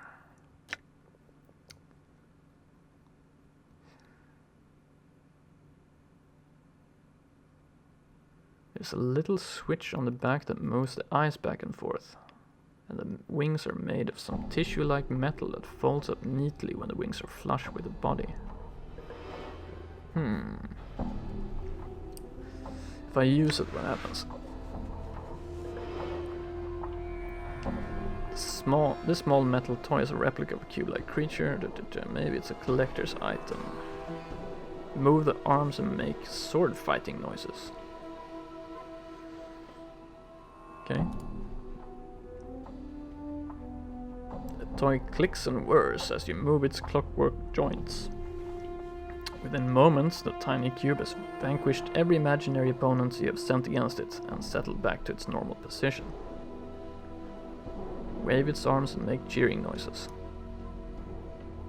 Hordes of imaginary creatures from across the plains cheer the cube's victory. You can almost see a tiny oily tear brimming on one of its eyes. It is a hero, the greatest cube ever to roam the plains, and everyone loves it. In your mind, fall from Grace and Anna, hug it, and shower it with kisses. Sigh, put the cube away for future battles against the multiverse. Mort stares at you and shakes his head. What's that, Cube Hero? Mort's a stupid skull. Why, yes he is. Isn't he, Cube Hero? Oh my god. Awesome. No, I'm not gonna have Mort question my sanity and leadership. Just gonna put the cube away.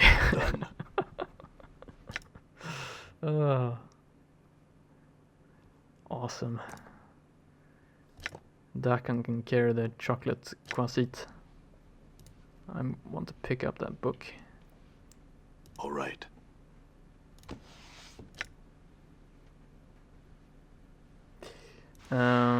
Let's see.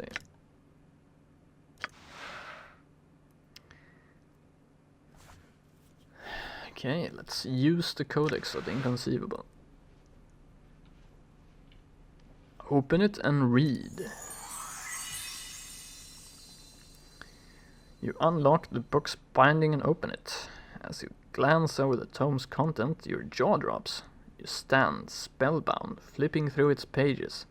Its contents are simply too much to be described. Mere words seem powerless to explain the wonders it holds. What was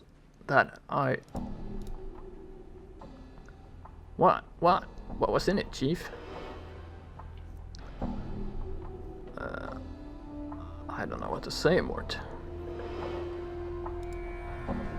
What? You got to be kidding me, right? Come on, let me see it. Okay, show him the Codex or just forget about it. Show him the Codex. Mort floats over your shoulder to examine the Codex content. His eyes nearly pop from their sockets as they scan the pages. Ooh, oh aye, but wow. You stand thoughtfully for a moment, looking down at the Codex before closing it and reverently putting the tome away. Okay. Seriously? That's what I spent 1,000 coppers for? Huh? Okay, let's see if I can sell this one back.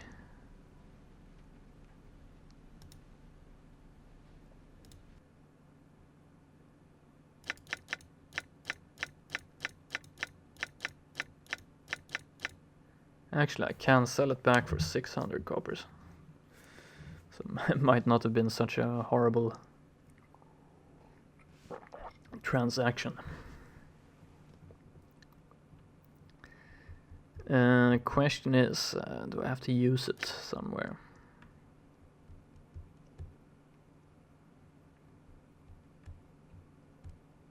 Let's keep it for now.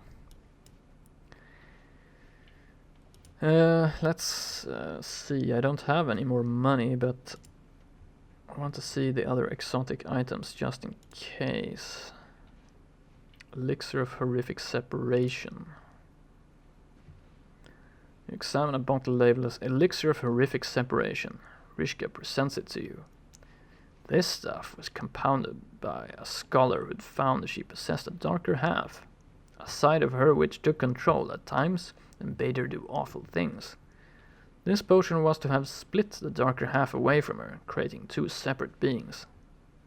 Mercy killers, however, found and executed her for a string of depraved murders before she could use it. I charge you only 200 copper commons for the elixir. Actually, maybe the shopkeeper could use this. He seems to have 2 personalities. Unfortunately, I don't have the coppers to buy it.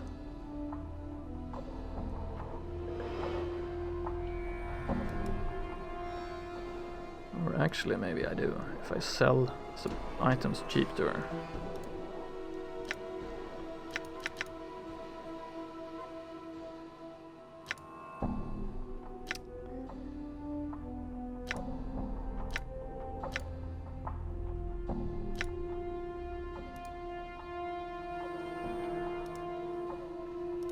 Exotic items. Okay, let's buy it. I couldn't carry any more, so I had to drop it. Let's check the rest of the exotic items. Back of the store. The rune-covered Alestein. Yes, this is it. I knew I'd seen an Alestein somewhere else. Examine a large pewter Alestein covered in strange runes. Rishka holds it up for you to see more closely. An ale mug of unusual manufacture which keeps its contents, usually beer of course, icy cold, whatever the surrounding temperature. 299 copper commons, and you'll enjoy the frostiest ale you've ever had outside the paraplane of ice. Yeah, that sounds like something. I actually had extra cold beer in Japan, which was really nice. They serve it at -2 degrees centigrade. Really nice.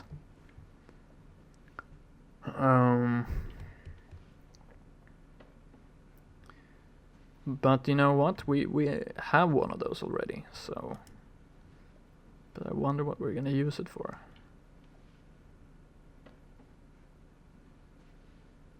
Okay, so that's the only item they have in the back of the store.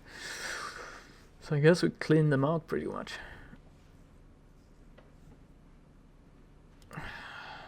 What kind of weapons and charms are we missing?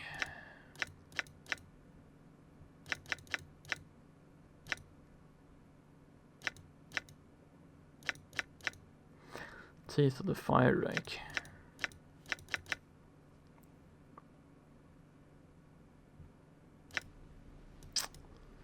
Okay, let's not forget about it now. Dakon, you can carry that concoction. Elixir of Horrific Separation.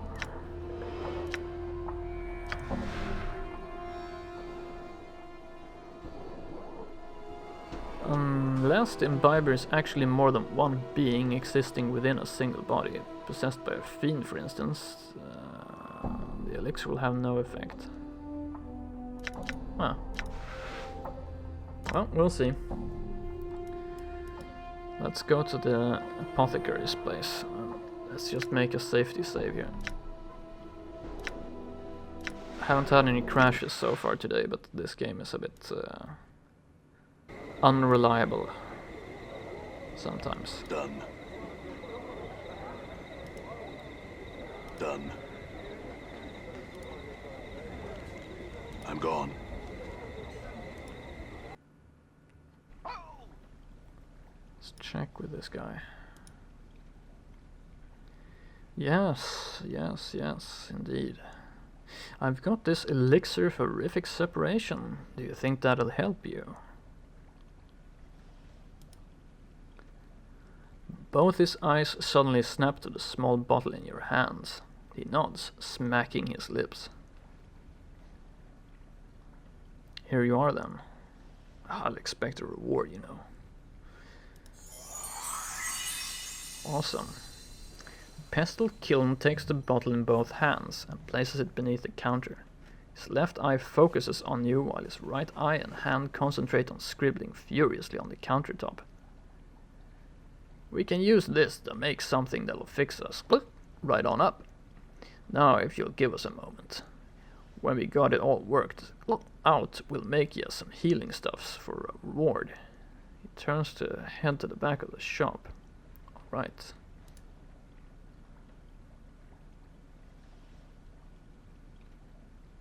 Okay.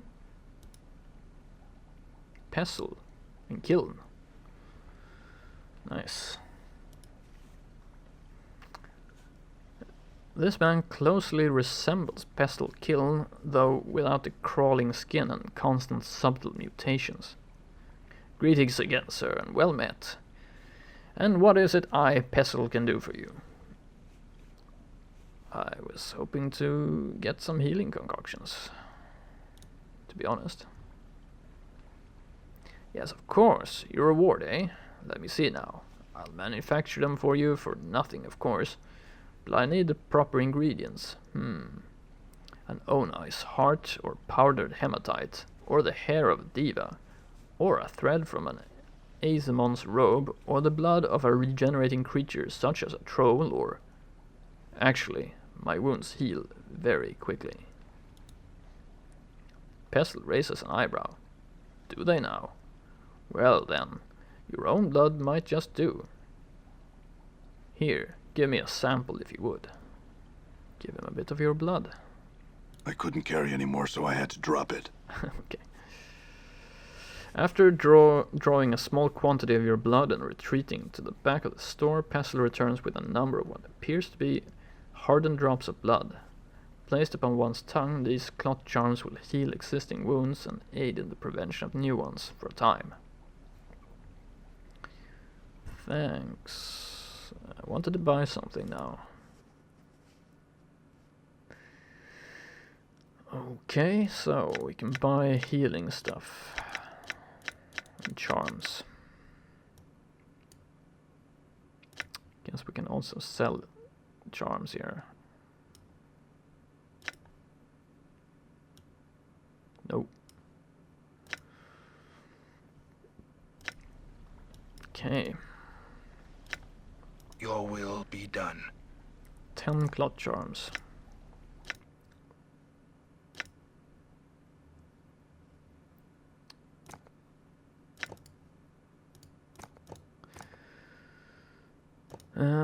Too much stuff in the inventory again.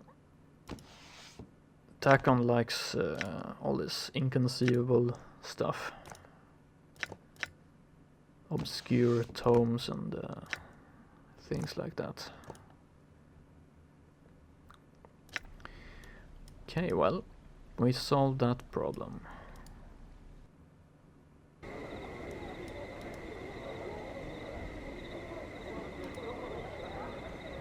So, is there any other place we haven't visited here? Finnum the Linguist's home, Advocate's home, Under Sigil, yes. Art and Curio Gallery, yeah. No, there we haven't visited. Done. Let's take a look.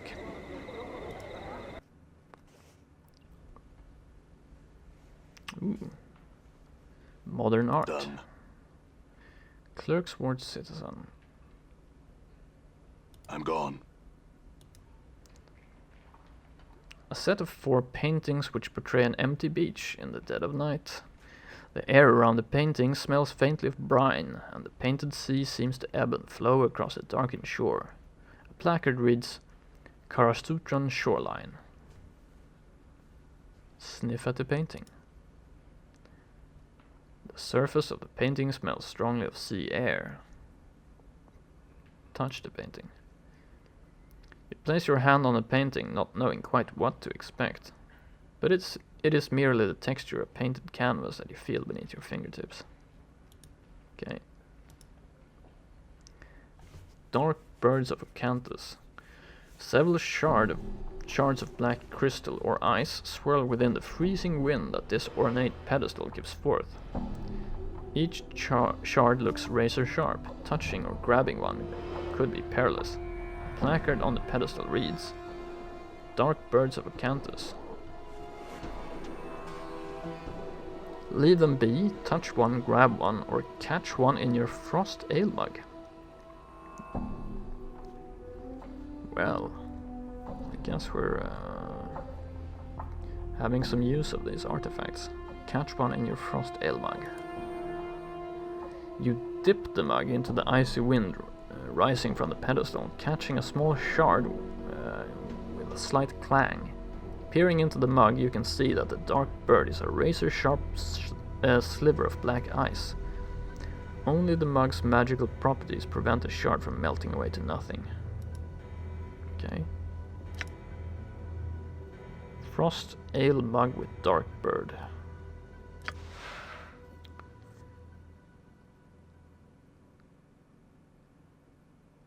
Currently it's holding a dark bird of acanthus, a shard of black ice from an exhibit in Ivano's Galleria in the Clerks Ward. Okay. It's cool. Wonder what to do with it though.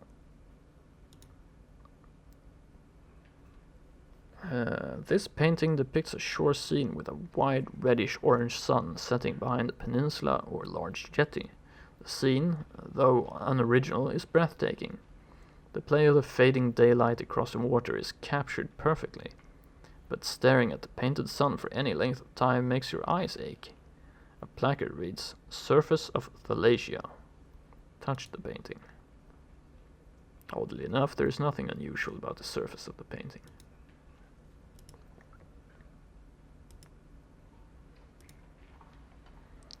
This painting shows an enormous granite keep.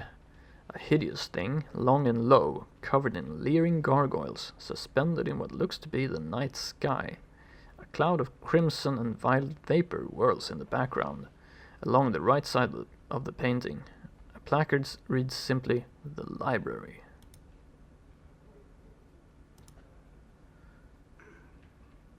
The hundreds of chips of translucent green glass which makes up the stained glass window don't appear to be held together by anything, but rather remain free-floating and mysteriously suspended within the iron frame's boundaries.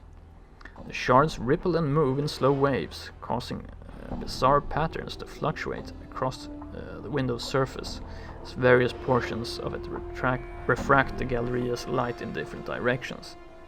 A small placard beside the window reads, "Arcadian stained glass window." Touch the glass. You reach out to touch the undulating glass shards, but find you cannot do so. Your hand stops just short of the surface of the glass. Punch the glass. That seems like a stupid idea. But okay.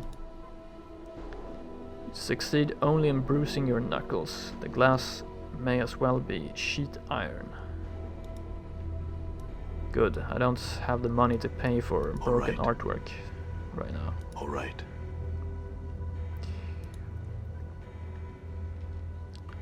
This painting is a dark cityscape, a faraway view of some giant center of civilization being burned to the ground. The streets of the place are empty, however, absent of soldiers, refugees, and even corpses. A placard reads, "The Folly of Udo."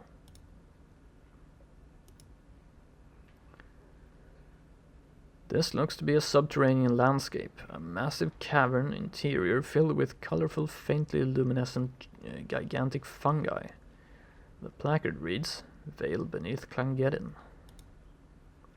All right. This is a portrait of a grotesque, hook-nosed old crone. The hag's flesh is a sickly blue-gray color. Her eyes glow red like the embers of a dying fire. Her chin, long and sharp, juts forward in an extreme underbite. Two yellowed canines protrude upward from her lower jaw, like small tusks. The smile upon her withered purplish lips speak of a horrible secret. A placard reads, "Grey Hag of Oinos." Yeah, don't punch the exhibit. As you begin to turn away from the painting, something in it draws your attention, yeah. A strange tingling sensation arises in the back of your mind, a memory beginning to surface. Yeah, this has to be Ravel, right? Try and recall the memory. You recall standing confused in a maze of briars. The hideous crone from the painting is before you, cackling wildly. You grit your teeth in frustration, wondering why she's laughing at you. "My poor, dear, lovely man-thing," she croons. "Why, that was your first wish." She points a single bony clawed finger at your forehead. Your temples begin to throb painfully, and you can remember nothing more. Yeah. Yes, we already saw the sensory stone. The statue looks like it's about to make some angry proclamation. The sculptor has captured the essence of fury magnificently. The chiseled tension lines around the neck and forehead alone must have taken many long months to get correct. Fine cracks run over the entire statue, and there's a plaque attached to its base. Read the plaque. The plaque reads, "This statue is believed to be the final fate of the Ethersirian sorcerer Gangrogudon. Attacked by a conclave of rival sorcerers at the height of his dream madness, he was imprisoned with a spell that turned his flesh into stone. Gangrogudon is said to have been frozen with a final awful curse still upon his lips, a curse so terrible that it was never meant to be spoken by the lips of a living man. Apply the Gorgon salve to the statue." Interesting.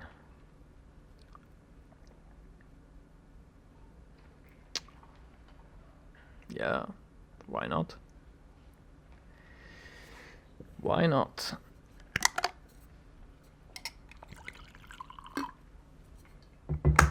Let's do it. You smear the foul-smelling ointment over the statue. There's a strange shimmering around the statue, and you watch as the statue takes an intake of breath, and the eyes of Gangrogudon fill with a blazing, vengeful madness. Cover your ears, run like mad.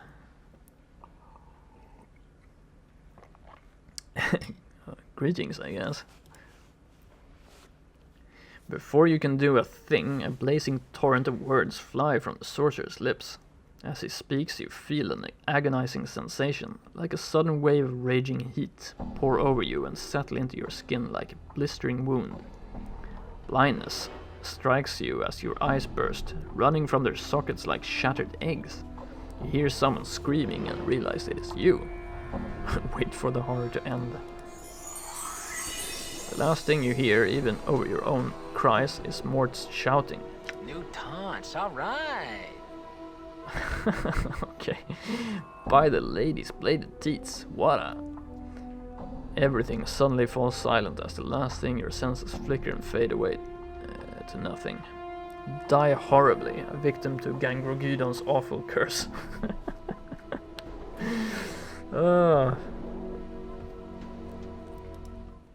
How many times must this fool die? I hope you haven't forgotten yourself. I don't want to explain our boring adventures all over again. Oh, okay. I died from a curse, a real curse, like Clerks Ward. But apparently Mort Sure, why not? upgraded his special ability. Let's see here. Litany of curses. What the hell was that, by the way? Skull mob.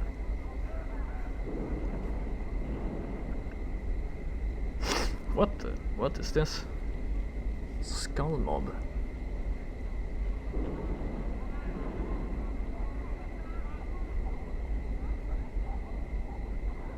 Mort seems to have gained a new special ability that I don't know about.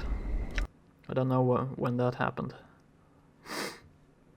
Wonder if there's any information about.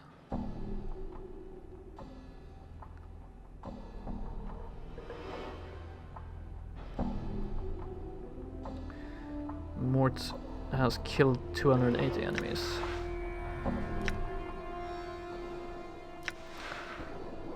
Which is twice as many as Dakon. Yeah.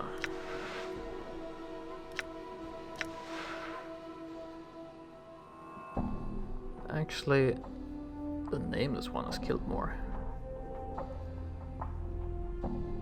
Huh. A mob of baby morts, yeah, it might be. Wonder what happened there. Skull mob, we have to try that out. Done. Actually, let's check everyone's special ability, see if they gained anything. Sensory touch, raise dead, stories bones, tell.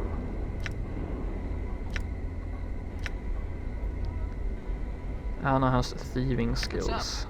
How may I help?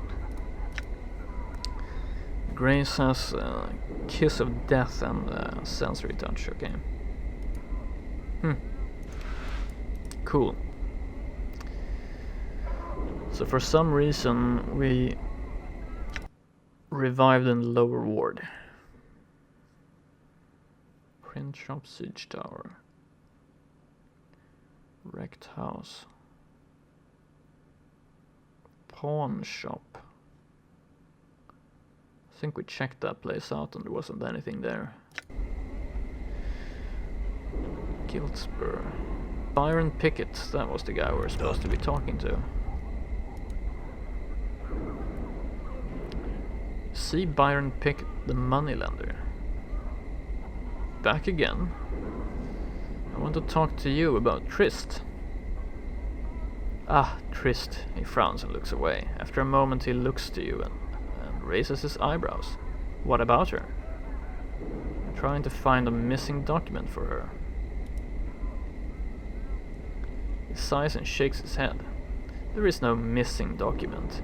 That was a ruse instigated by Trist to cast doubts on her depth. This matter has been thoroughly investigated by the Mercy Killers, and they found no evidence of any such documentation, or any such document. He could have missed something. That is a possibility, but not very likely. You obviously are not familiar with the Mercy Killers or their methods for you to make such a statement. If they could not find the document, then it does not exist. He looks at you angrily. Someone could have stolen the document and then destroyed it. That way the loan would be paid twice. For a moment he looks as if he is about to be furious with you. Then a gloating smile crosses his face. What a terrible thought. Pity there is no proof of any such activity. He continues to smile at you.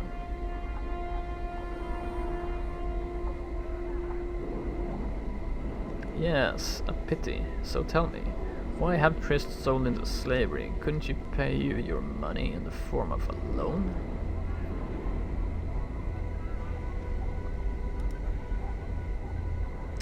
Yes, she could, and I did make that offer to her. He looks at you sternly.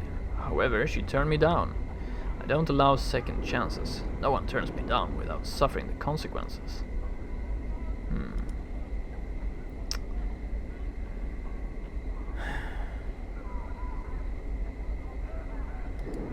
Yeah, he did it, but the problem is we're not getting anywhere in the dialogue with him.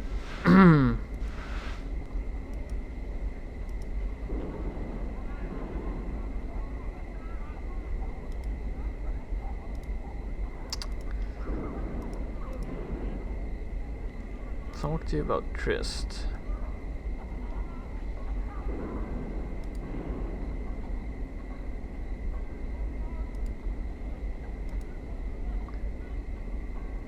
Well, if any proof does exist, I intend to find it. Updated my journal. He laughs at you. Well, good luck to you then. If the Mercy Killers couldn't help poor Trist, I don't think you have a chance in the 9 hells of doing so. I'll pike it, sod. Great. That didn't help.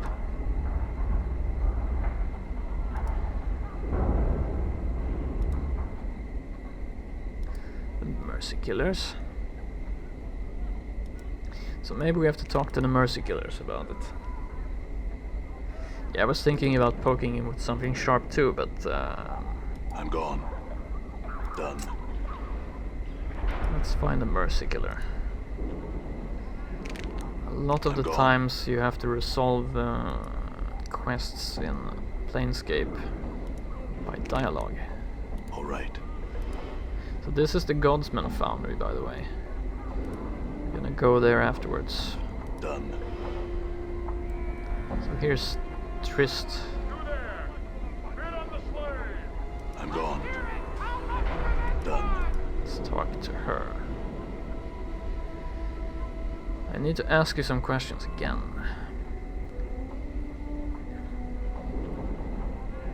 You think the loan document could have been stolen? She shrugs. I don't know. Why would anyone steal that, yet leave other valuables be? It makes little sense to me. Well, maybe the lender stole the documents so that you would pay for the loan twice. She looks at you in shock. That is a terrible thought. She hesitates and then begins to tap her chin with a finger as she thinks. But also a most ingenious one, Cutter. This Byron Pickett does strike me as a knight of the post. Yeah, what?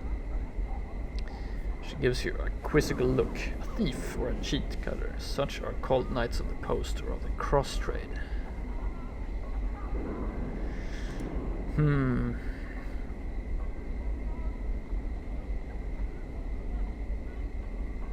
Who will I talk to about your contract?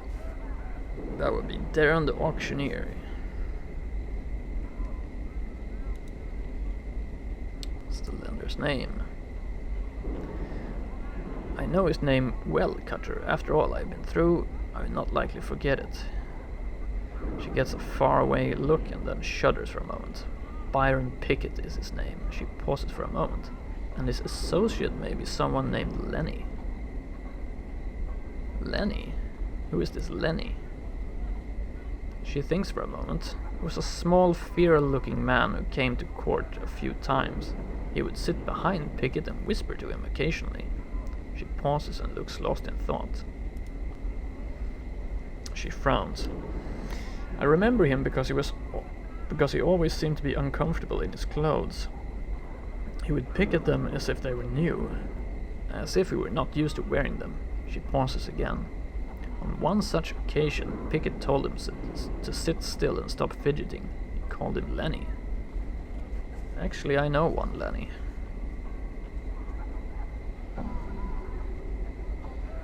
Can I find Lenny? She thinks for a moment and then shrugs. I'm not sure, actually. My husband told me that some ruffians could be found southeast of the market, near the siege tower. So maybe we have to talk to Lenny, actually. Let's talk to the auctioneer, but... Done. Seriously. You see Darren the auctioneer. He smiles at your approach. I want to ask you about Trist. She says that she doesn't belong on the block. He sighs and frowns at you. Would you say otherwise if you were in her shoes? He shakes his head. I've heard her story, sir. Although I sympathize with the lady, there is nothing I can do without evidence to back her up. What if I can prove that she is innocent? He laughs and looks at you mockingly. As an agent of the courts, I could go before them with new evidence and have all judgments against Trist reversed. Do you have such evidence? No.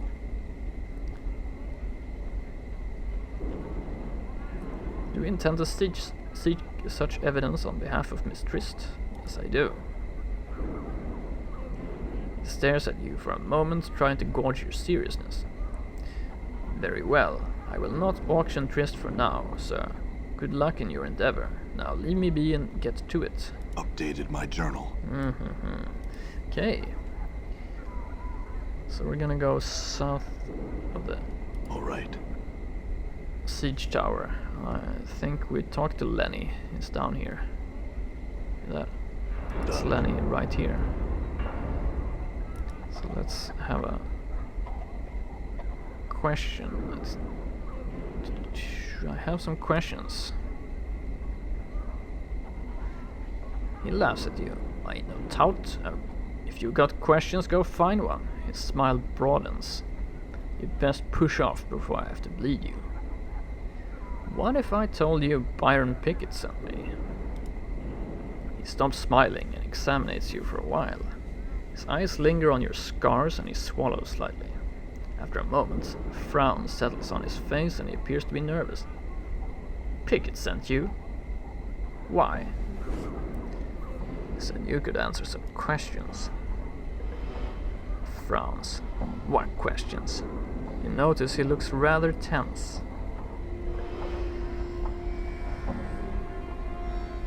I want to ask you about the papers you stole from Trist. Here we go. He swallows hard and stares at you. You notice his muscles tense, and it looks like he's ready to run. He puts one hand on his hip in a nonchalant manner, but you can tell that he is wound tight as a spring. I don't know what you're talking about, Burke. You'd best be off. Smile wickedly. You know what I'm talking about, Lenny. Byron had you steal some papers from Trist. I'm here to collect them. Truth, give me the papers you stole from Trist or I'll kill you. Smile wickedly. He swallows hard and the corner of one eye starts to twitch. He glances at the scars that cover your body, then tries to meet your gaze but cannot. Collect them? I destroy them, the papers, after I nicked them, just like Byron told me to. Finally meets your gaze. Really? Then why are you so nervous, Lenny? Let me guess. Byron thinks you destroyed the papers, but maybe you didn't. Maybe you kept them. A little blackmail material, perhaps. He stares at you for just a moment, then suddenly turns to run. Grab him before he gets away. Just as he starts to run, you leap forward to grab him. He deftly steps out of your reach and begins to sidestep you. Seeing your quarry about to escape, you make another, more desperate lunge at him. You fail to grab him, but you do manage to bump into him hard, knocking him off balance. Your efforts foil his escape. Alright, I didn't destroy them. I'll give them to you, just let me go.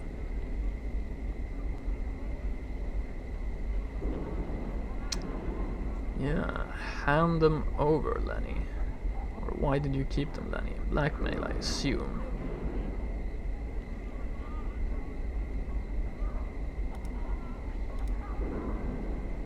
He snorts and gives you a defiant look. I kept them so I could turn stag on your boss, Pickett, and keep Trist off the block. He shakes his head. Blackmail my arse. Turn stag? Yeah, turn stag. He looks at you for a moment until he realizes you don't know what he means. It means I was going to turn him in, betray him to the Harmonium. Why turn stag on him? He looks at you with some pride. I may be a thief, but I do have some standards. I won't kill some poor sod, and I won't do what Pickett did to Tristan, her husband. He shakes his head and looks away. I told your boss that what he was doing was wrong, and he laughed at me. By the way, Pickett is not my boss. He stares at you in disbelief. You serious? I thought, but you said.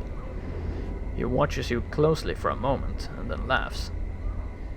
You gave me the peel, so I'd spill the jam to you. He shakes his head and looks at you with respect. Good job, Cutter. Let's go get the papers, Lenny. He shakes his head sadly. We can't. They're in the warehouse. They're not open for business right now. Rumor has it there's some sort of management change going on. But I don't know if that's true. In any case, I can't get the papers. He looks at you sheepishly. That's why I haven't helped Trist myself, Cutter. I can't get the sodding papers. I'll look into this and get the papers myself then. He smiles at you. Go to the warehouse and tell the clerk I'm here for a loan. He'll give you Trist's papers. If you then tell him I gave Pickett the laugh, he'll give you a bonus. What bonus? He laughs. Evidence, Cutter. He'll take Pickett off the streets for a long, long time if you give it to the right person. He thinks for a moment. If there's someone in the Harmonium you think you can trust, give it to them. Alright. Updated my journal. Well, finally. I was wondering how we were supposed to fix this quest. But we still have to get to the warehouse. It's up here. Done. I think I fixed their management problems already, so it should be a breeze.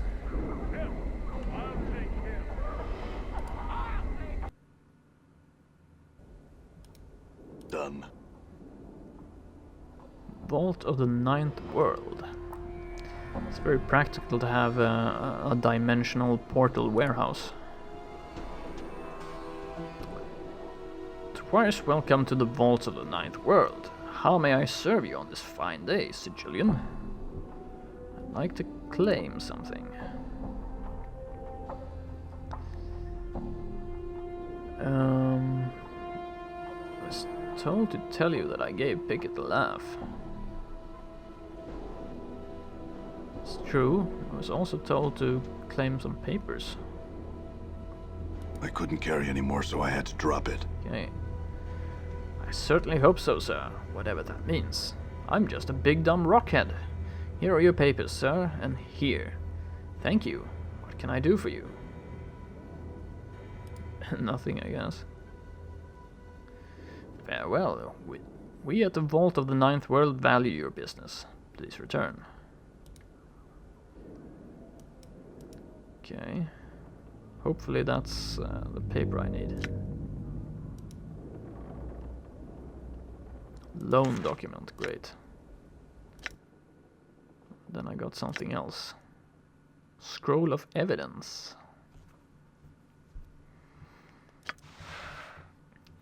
This is a scroll listing the criminal activities of Byron Pickett.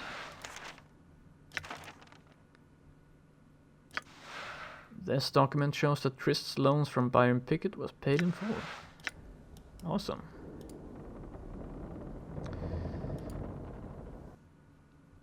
So, that quest is resolved. Let's talk to Darren. You see Darren the auctioneer. He smiles as you approach. Well met again. What can I do for you on this glorious smog-ridden day? Want to ask you about Trist. Very well, sir. What about Trist? I have proof that she is innocent of any crime. He smiles broadly, then laughs. Very well. Show me this evidence. Give him the document. He opens the document and quickly scans its contents. After a moment he sighs, then folds the document and puts it inside his shirt. It seems the courts owe Lady Trist an apology, sir. From this moment she is free, and I will make all the arrangements to have her status and property returned to her. Thank you, Darren. Updated my journal. No, thank you. It's a rare individual who'll do what you have done. He bows to you. Excuse me, I must speak with Lady Trist. Farewell. Awesome.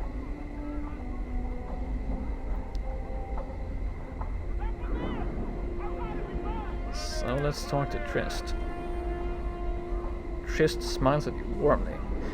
You're my savior, Cutter. I will forever be in your debt. Yeah, I was happy to help you. Don't come to me again with your problems. This was a pain in the arse. It's true, but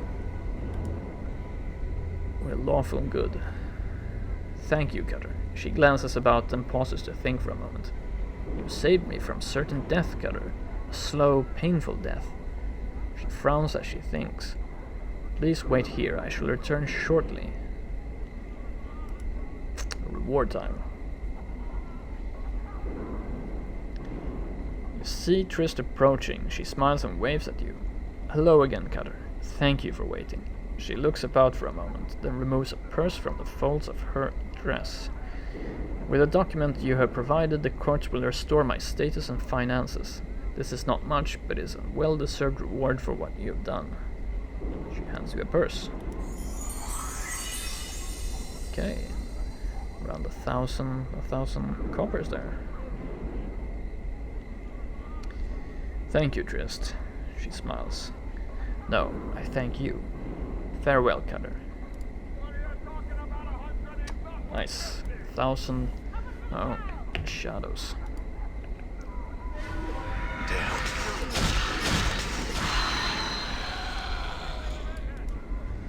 Damn. 1,000 coppers. That's what we need. Now the question is, can I talk to any Harmonium officer? I seem to remember one guy who actually had a name. Greetings. Good day, citizen. I have some questions. Okay. Talk to Darren.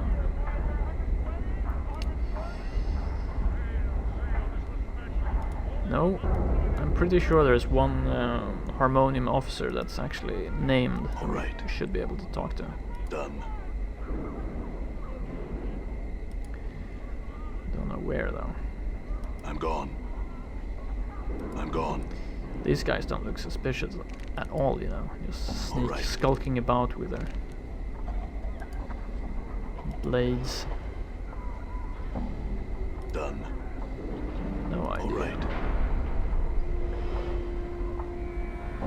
All right. Done. Actually, Done. we should talk to Lenny and tell him that we...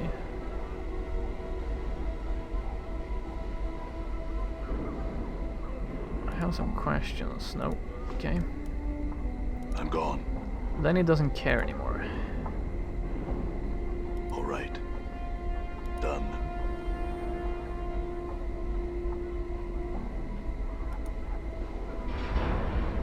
Wharton. Yeah, maybe Wharton.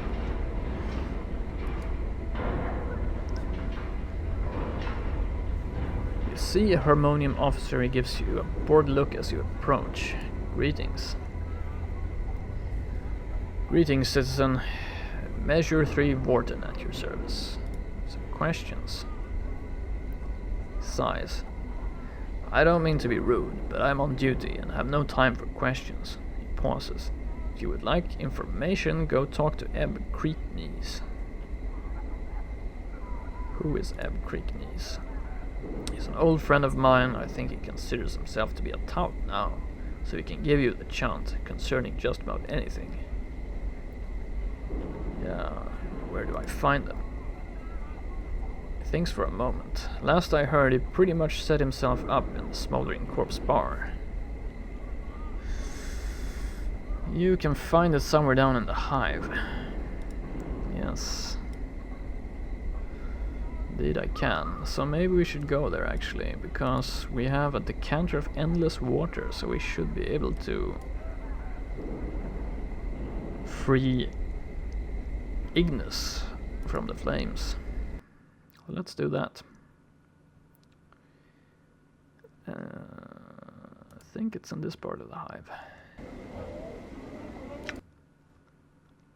Yes.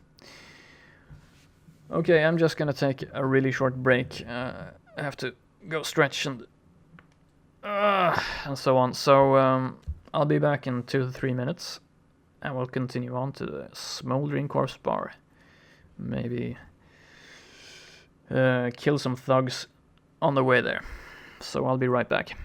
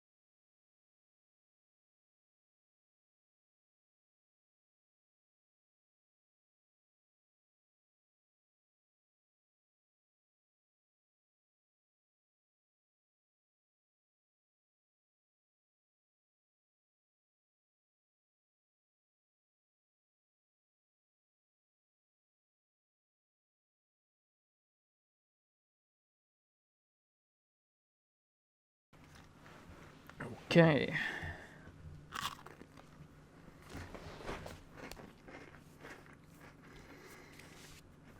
Cheese crackers. Perfect for stream.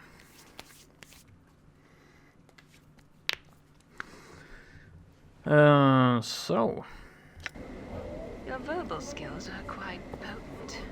I should have you spend some time at the brothel when we get back. Oh, the gods are merciful.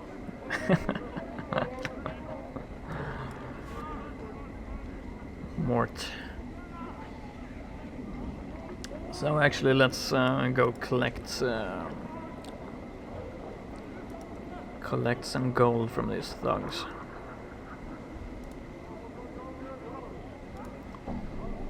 Attack the thug. Oh, I think one of them actually hit us. It's amazing. All right.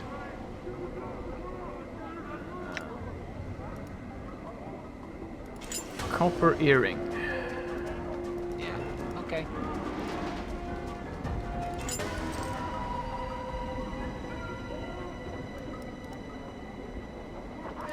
All right. It's endless supply of thugs in Sigil, so it's Damn.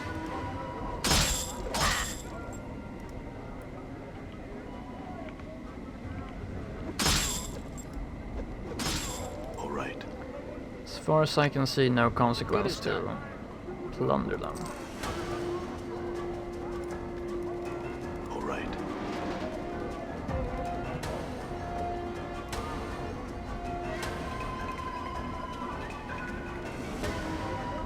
Damn.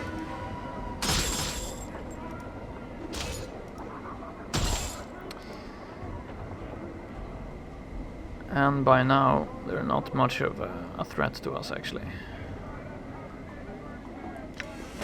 Good as done. Good as done. Done. I'm gone.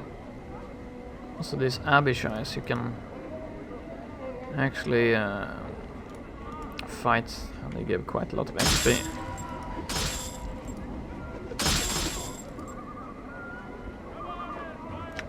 Since I'm lawful good and they are probably chaotic evil, I'm gone. doesn't feel so bad to fight them, so let's do that actually. Done. All right. I'm gone. All right.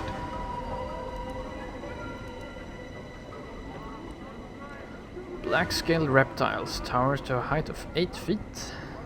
Yes. That's...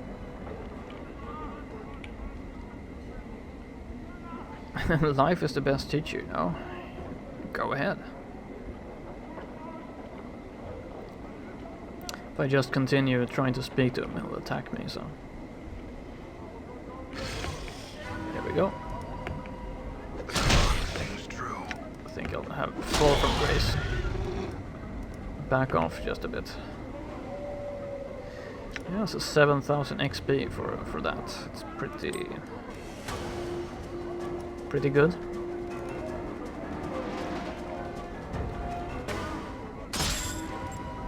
Die.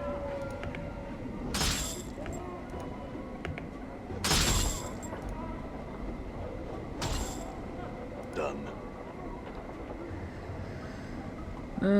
Okay. Let's pick up the cash. Okay. I do prefer when they drop jewelry, actually. So, let's see. Smoldering corpse Alright. bar, right?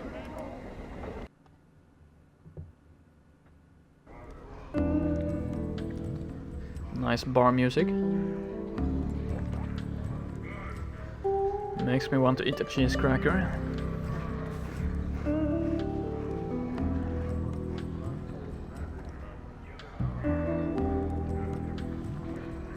Yeah, the thugs are quite a problem hitting us nowadays. All So right. first of all, let's talk to Creek Knees and Alright. see if he knows any trustworthy person of the Harmonia, maybe. Greetings, Ebb.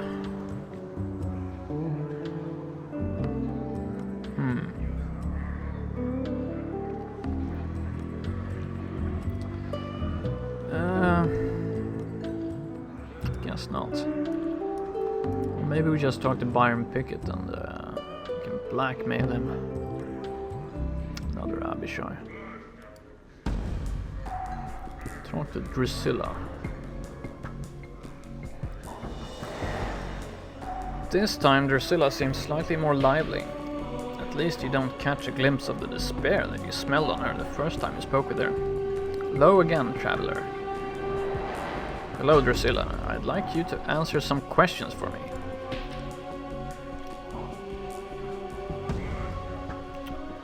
Who is that burning by the entryway? No. Okay. Yeah, Ignis is on fire. He's being roasted on... I'm gone. over some kind of dimensional portal here. Apparently he burned down large parts of Sigil once. He was a fire mage. This is his punishment. Done. And the thing is, we now have a decanter of endless water, so we should be able to use it. Note, this item can only be used through dialogue. So I guess if I have a dialogue with Ignis, we should be able to put him out. This crackling, billowing creature twists slowly above an iron grill upon the floor of the bar. It may have once been human, but now its skin is charred beyond recognition.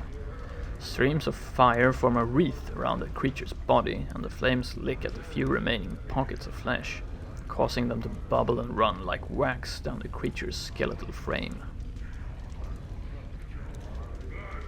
I wonder if this decanter of endless water will do something. Why would we put him out? Well, I don't know, because we can, I guess. I know we can recruit him to the party because I found items that he can't use. So that means that we can have him in the party. It's a kind of a dead giveaway. So I guess we're gonna recruit him to the party and see what we can do with him. I wonder if this decanter of endless water will do something. You tilt the decanter over the grill and begin to pour. A small stream of ice blue water pours from the decanter and touches the flame of the grill with a violent hissing and a rush of steam. As if in response to this challenge, the decanter seems to lunge forward, falling onto the grill and shattering. By the hells! Lost item. Hissing billows of steam and a furious crackling noise rush from the grill, spilling over you and forcing you to cover your ears and turn away. There's a scream. A cackling, a terrible sound like 100 buildings burning, people screaming, their screams being cut short by the roar of flame and melting flesh. Cover your ears and block out the sound. As you put your hands over your ears to block out the sound, you feel a stickiness on your hands, like hot cheese or candle wax. Your ears are bleeding from the sound. Draw your hands back and see them covered with chunks of melted flesh, filled with bloody swirls. Wow. Try and get out of the bar. You are about to run from the bar, anything to get away from the sound, when suddenly all falls silent, except for a jagged crackling coming from the grill. You turn. On the grill lies the decanter of endless water, now nothing but shards and steam. Above it is the creature, flames still trailing from its body, floating over the bar's floor. It is staring at you, its eyes flickering like two torches. I know you. Yes. Ooh. The creature's face splits, charred flesh peeling away from its jaw so that it might speak. Yes. Its voice crackles, burns, roars through the creature's chest, and with every word, flakes of cinder and ash spit from its mouth and drift into the air. You can barely stand to look at the thing. The blazing radiance surrounding it is terrible to behold. Ignis. Yes, long have I slept dreams of flames. I am yours till death comes for us both. Nice. The creature floats towards you, the air bending from the thermal surrounding it. As if in response, flames curl within Ignis' throat, and a tongue of flame streams from behind his blackened teeth. I'm yours, till death comes for us both. I see. We shall see. Okay, so we recruited Ignis to the party. That was easy. He seems a bit weak though. I'm gone. Wow. Looks pretty cool. It shall be done. Awesome. So let's check. Ignis. Mage. Level 7 Mage. Complete resistance to fire, electricity and acid. Most slashing, piercing, crushing attacks. Yeah, it's pretty creepy. Considering the fact that he burnt down large parts of the city. I don't think people like him much. Information. Biography. No more talk and wander. Ignis wishes to burn. Ignis burns. Okay. This is his biography. I don't think I'm gonna read this.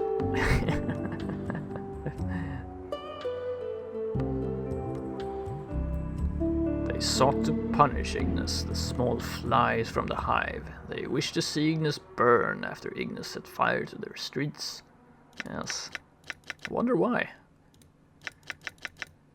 Tiny magelings, hedge wizards, runecasters, tiny sparks of magics came to punish Ignis for hurting their loved ones. They sentenced Ignis to burn, made Ignis a torch, a spitting flame, burning, burning. It was justice, they said, but it was not a sentence. There is so much flames and pain that there is no pain. There is light and heat, and the flesh runs as tallow across my bones. And for the first time, Ignis was pleased. When the plains burn and all life is torches, then Ignis shall be at last be at peace. Okay. I'm not sure how he fits into my lawful good party. To be honest, but we'll see. Ignis. Can't have any tattoos. Ignis Fireball. 1 to 3 damage as a missile, 2 to 8 damage as fire. Ignis' main attack. It's a series of fireballs he fires at an opponent. Right.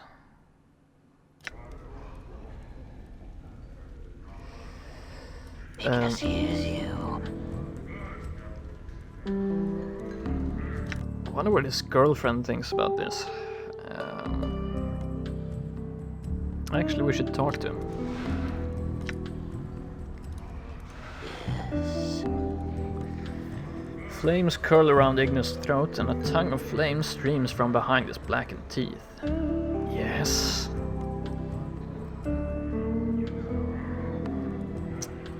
Ignis, what happened to you to make you this way? This way? A small pocket of flesh on Ignis' cheek pops and runs in a streaming trickle down his jaw. This way Ignis always was. But you look human, or at least you look like you were human once. Ignis twists, hunching his head forward as his body spins slowly above the ground. The effect is much like a fiery whirlwind, thermals streaming off his body and distorting the air around him. Still Ignis, always Ignis. Right.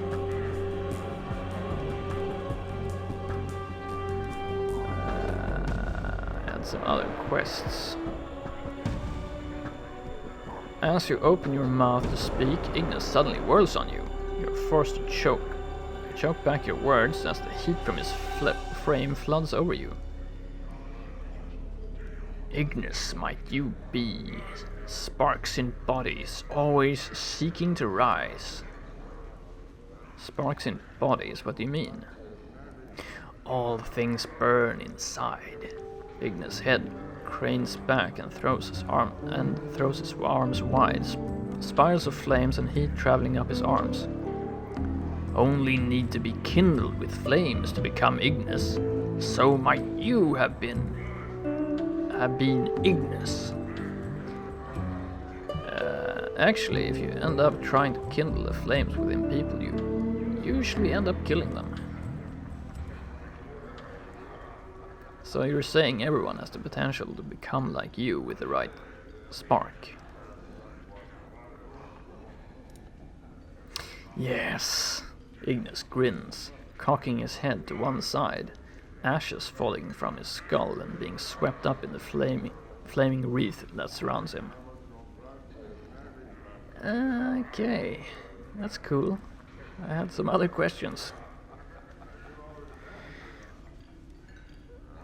Yes, your heart jumps as Ignis soars several feet into the air, and his jaw tears open, fiery trails spilling forth like a nest of snakes. Excuse me.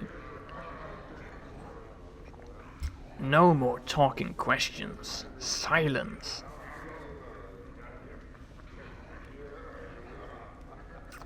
But I wish to speak of flames, Ignis, and of burning. You will answer my questions, Ignis. I set you free, and I may send you back to your hell again. No. Let's not piss him off. I wish to speak of flames, Ignis, and of burning. Your words are like oil, and you watch them fill Ignis' eyes, fanning the flames you see there. Flames? Ignis drifts down slightly, the heat around him rising, as if in interest. Speak. Ignis will listen.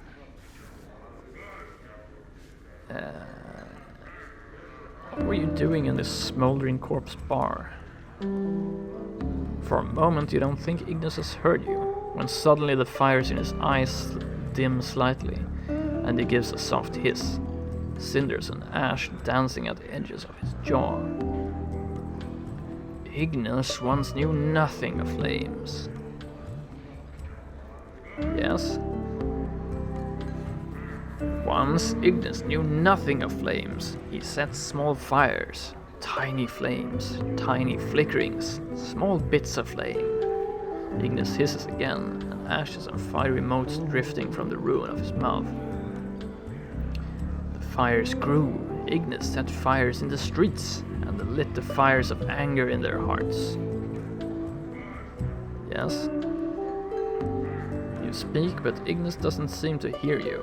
He seems to be somewhere else, as if reliving a memory through his words. Against your will, you stop and listen.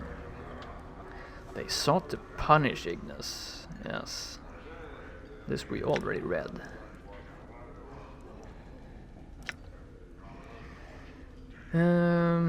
Ignis stops his rotation, and his gaze falls upon you.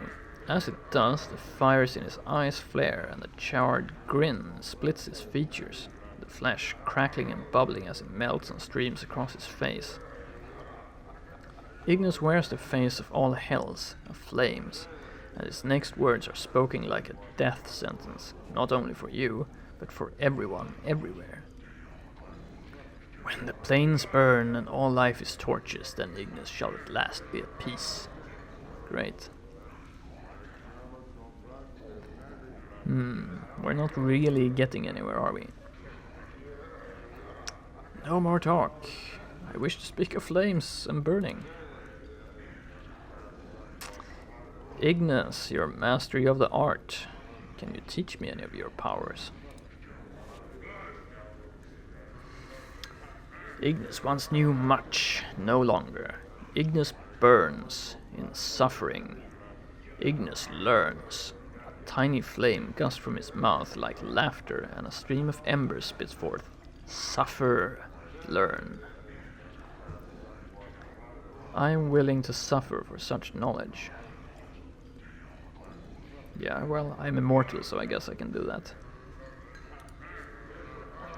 As you are about to speak the words, you feel a crawling sensation in the back of your skull. You're suddenly struck with the certainty that the knowledge Ignis has to teach may permanently scar you. But you don't know how you know this.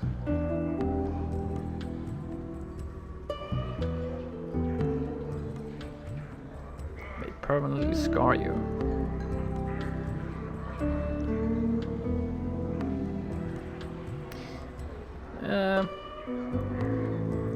The thing is, this game is a bit counterintuitive. For example, I dug my own eye out and was rewarded for it, so I dug my own entrails out and was rewarded for it, so I think I'm gonna take the chance. Permanent scarring. The Nameless One's entire body is covered in scars.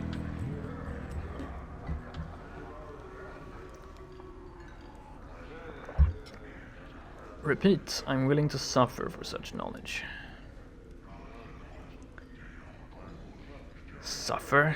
Flames flicker eagerly along the edges of Ignis' mouth, spiraling up along the melted ruin of his face. Burn? Pieces of self are burned away. Ignis. Ignis may still teach much.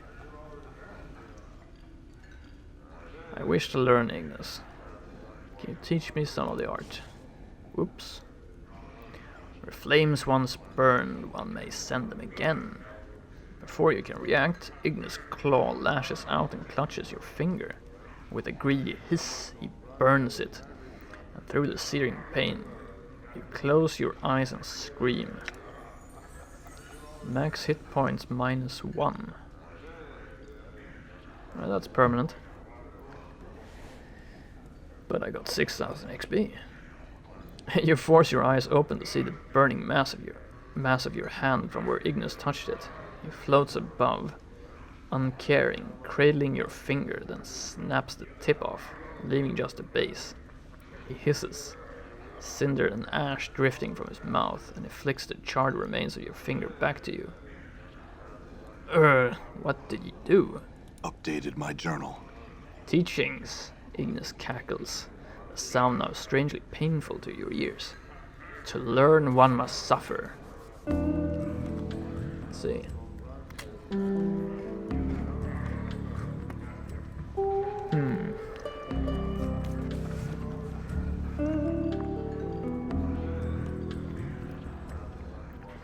Well,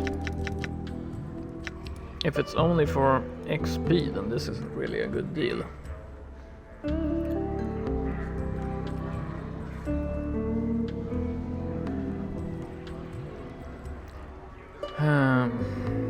Okay, we're gonna press on and see if we get anything useful.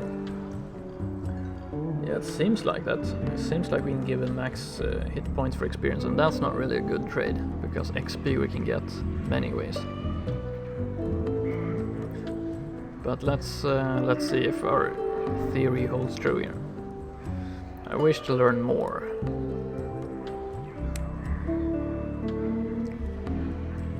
Wish to learn. Can you learn me more of the art? Because we're talking about the art, right? And art is magic, so should get some magical knowledge, not just XP.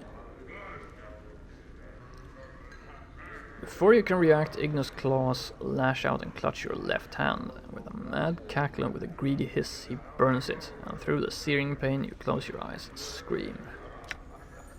-3 HP, wow, okay, 12,000 XP. But still, you force your eyes open to see the burning mass of your hand from where Ignis touched it. Only a blackened stump remains, twitching blood steaming from it. Ignis seems oblivious to your pain. His attention is devoted to your severed hand, which he is holding, admiring it like a trophy. Ignis, give me back my hand. Ignis ignores you. You watch as flames from his hands encircle your severed hand like a wreath, slowly burning the last remaining flesh from it, like a sculptor, until only the fused bone remains. He gives a long, low hiss, and then flings his creation back to you. You manage to catch it in your remaining hand. You notice the flesh of your severed hand is re-knitting itself, slowly, painfully. It looks like it's regrowing. What did you do? Updated my journal. Gained item. Teachings. Ignis cackles. The sound now strangely painful to your ears. To learn one must suffer.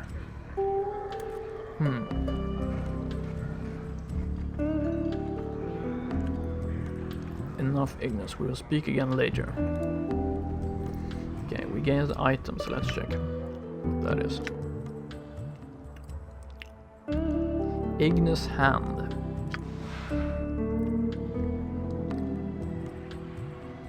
Allows user to copy infernal orb into spellbook. There we go. Usable only by Nameless One. This is your charred hand. It has been severed at the wrist, and the flesh that once surrounded the bone has been scoured clean, leaving only the stark white bones behind. Despite the lack of muscle and skin, however, the bones of the hand have been fused together so the bones do not fall apart. The pain of having the hand separated from you was almost more than you could bear. It left lingering blackened scars on your wrist and arm. To make matters worse, you notice that your flesh has healed slowly and poorly from the wound. If Ignis were to attack you with a rage, he might be able to muster enough heat and flame that recovering would be difficult. Perhaps even destroy you. The thought doesn't please you. Ignis has hinted that this charred remain of your hand somehow holds a fraction of his infernal power, now passed on to you. To invoke its power, you must slice off your hand again, place the skeletal hand there, and let the flesh heal over it. When this occurs, the traces of Ignis that remain upon the charred bones will kindle a portion of Ignis' knowledge within you. Ooh.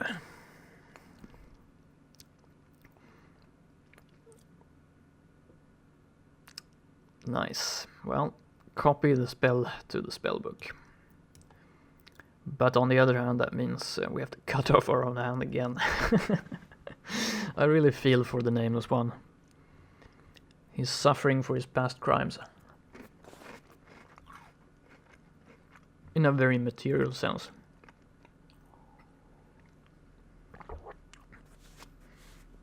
Okay, copy spell. It's in my spell book. So, yeah, we lost 4 max hit points. But we gained a spell. And 18,000 XP, so not so bad. And I think we can continue, actually. So let's check Ignis' spell, Infernal Orb. A sphere of fiery red is called upon to weaken and slow the enemy. The caster summons a large magical orb of fire red color, which can then be hurled at a target using the caster's normal attack roll. The caster gains a +3 to hit bonus to his attack roll. The orb does 1 to 6 points of damage and inflicts a -1 penalty to the enemy's strength and dexterity for 10 seconds.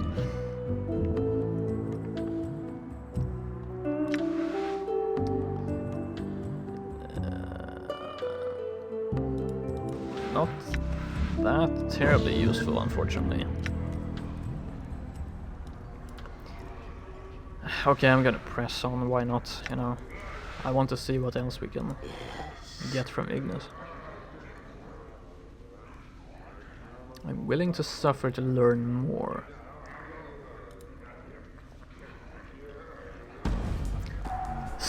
Ignis hurls himself into the air, leaving a hissing flame trail as he rises. No more. Pieces of self are burned away, Ignis. Yet no more sharing will Ignis teach. You need pieces of me in order to teach me. What about my eyeball? Actually, I'm carrying around my severed arm, my eyeball, and my intestines. So I guess I can give those to him. Also, one of the cool things in this game, you can use your own severed... If you're a fighter, you can use your own severed arm as a club to beat enemies to death. That's pretty sick. You need pieces of me in order to teach me. What about my eyeball? Whoa, 12,000 XP. Ignis lashes out again, his finger like a spear, but it doesn't strike for the eye that you can remove. Instead, he impales your other eye.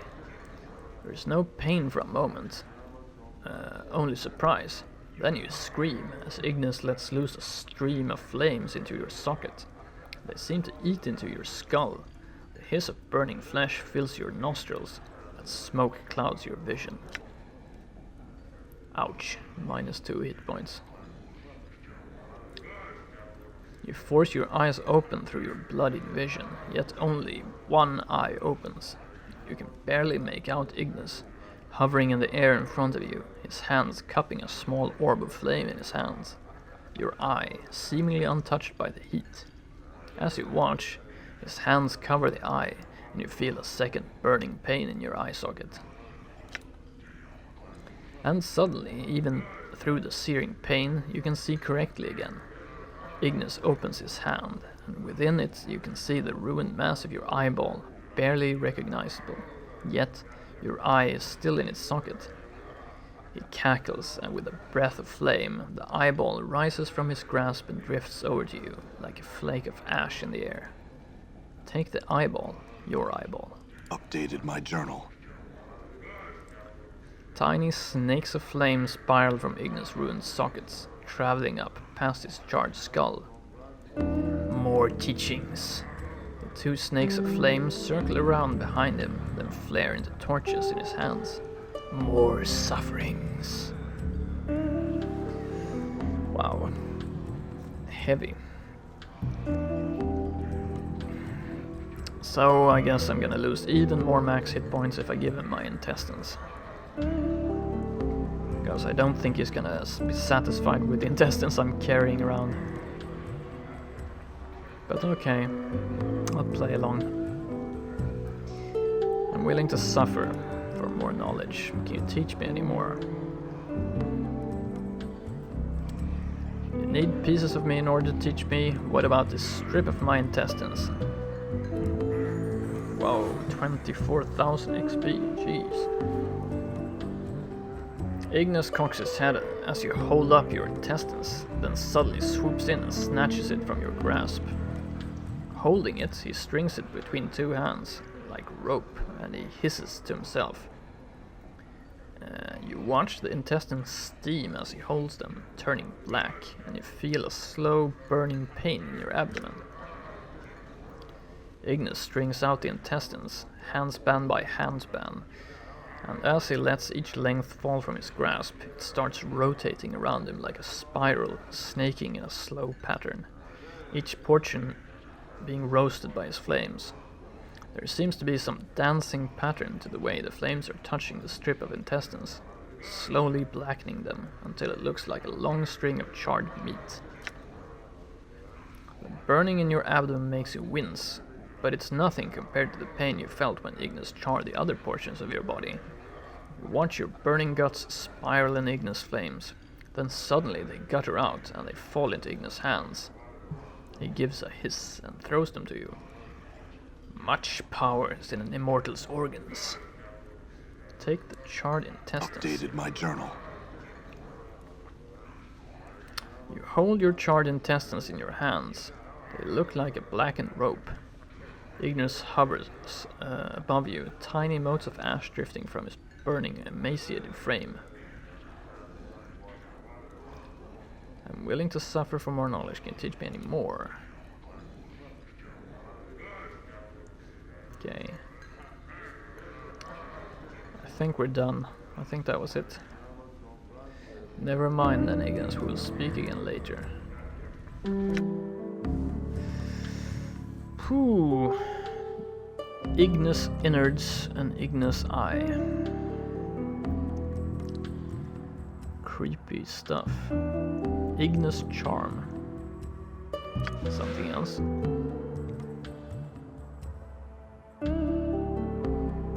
Ah, okay, we got our charred right index finger. This is your charred right index finger. The tip has been snapped off and the flesh that once surrounded the bone has been turned to ash. It was but a touch from Ignis, but it was enough to leave lingering blackened scars on your hand. Yeah. Ignis has hinted that this charred remain of your finger somehow holds a fraction of his infernal power. So copy It's that in my spell. spell book. And Ignis innards. Infernal shield. Copy It's it in my spell book. An Ignis eye. Allows user to copy Ignis terror into spellbook. To invoke its power, you must crush the blackened eyeball between both your hands, then take the ashes and touch them to each eyelid. It's in my spell book. Let's do so. Okay, so we learned 3 more spells.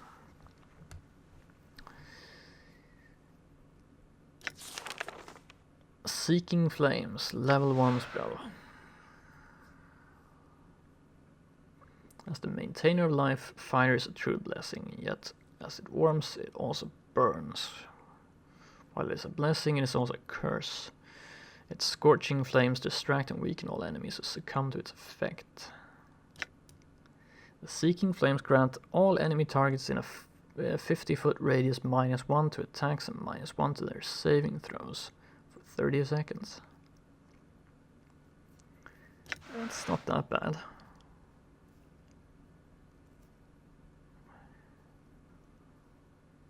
Be willing to give up a magic missile, I think.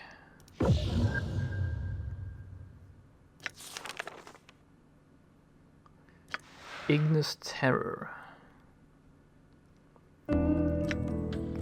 This spell causes all non-undead creatures within a 30-foot radius of the target point to flee in terror from the area if they fail their saving throw at a -1 penalty. Usually I want my enemies to come to me, not to flee, actually. Infernal Shield. Area of effect is Caster. Even the Great Destroyer is halted by this mystical barrier. When cast, all fiery effects are absorbed and altered into healing energies. The spell creates a fiery shield that bestows a 150% normal fire resistance and a 150% magical fire resistance. The spell will expire after 5 seconds per level of the caster.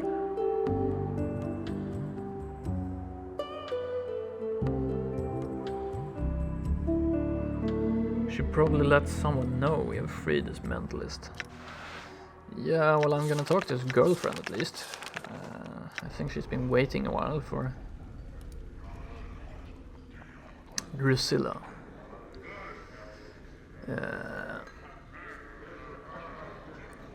As you approach the woman to talk to her, Ignis' eyes flare up, and before you can stop him, he embraces her.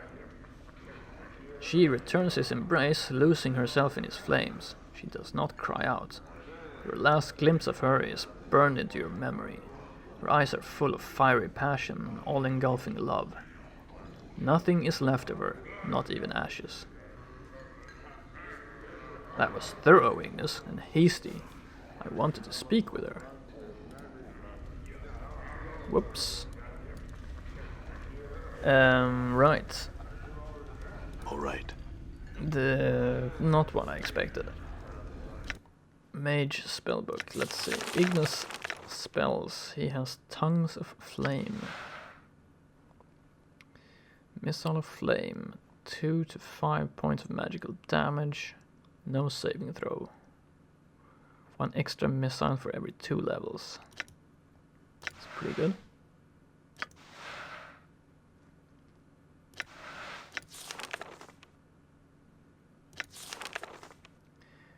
Fiery Rain.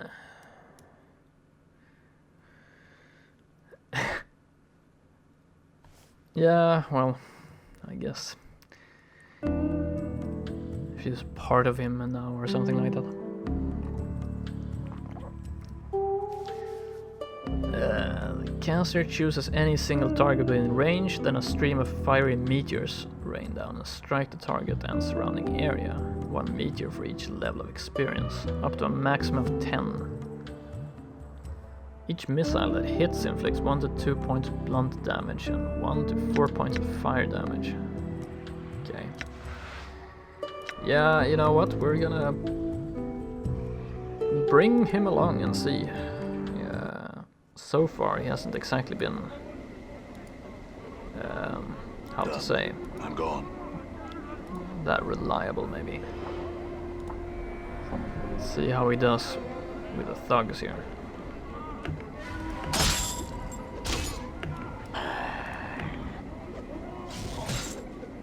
Ignis can attack from range, I guess. What do you wish of it? That's pretty nice. Our first ranged fighter. Done. What?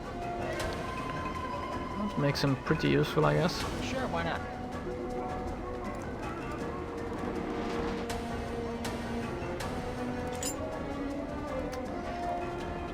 I kind of remember talking to someone about Alright. I'm gone. fire and sigil and things like that. I don't remember who it was though.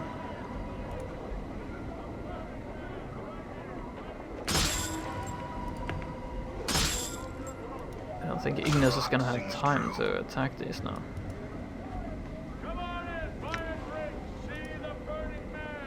See the Burning Man. The Burning Man has now left the smoldering corpse. Alright. Yeah, it's not so bad to have a ranged fighter. He can hang out in the back and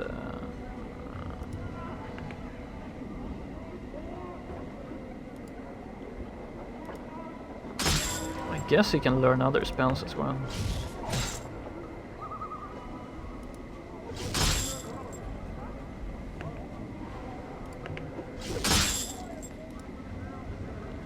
What's up, Chief? Good as done. But Sure, why not? we'll have to see. I'm gone. Our party is now full and Alright. I know we can recruit a Modron, so maybe we'll have to choose at one point or another who to bring along. One thing with having many party members is that experience is shared among the party, so we're actually gaining less XP now.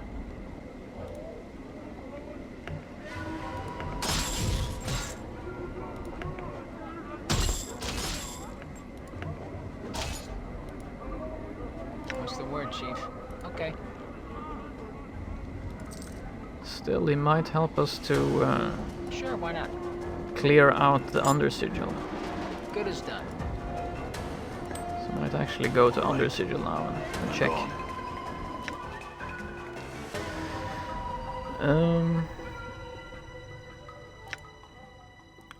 He has a horrible armor class actually. We have a ring of the traveler I can give him.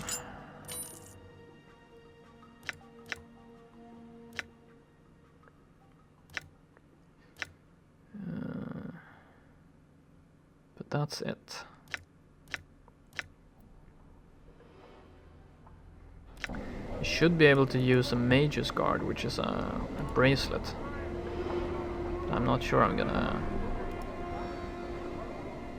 Since it can hang out in the back, it should be okay.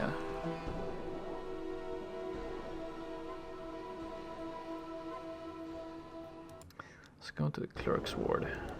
So, when are you heading back to your knocking shop, succubus? I don't know if I will be going back. Well, it's where you belong, so maybe you should.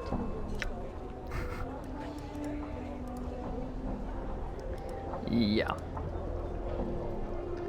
Harmonium officer, harmonium officer. I'm gone. If you see a harmonium officer All walking right. around who has like a name tag, let me know.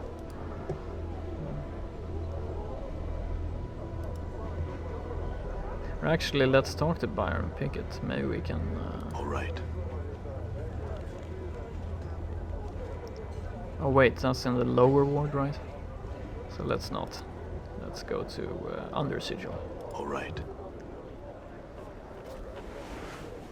Let's go to under sigil.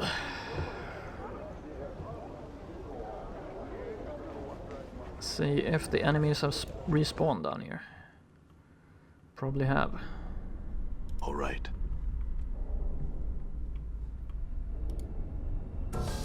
Indeed. So question is, do we need anything particular against these creatures?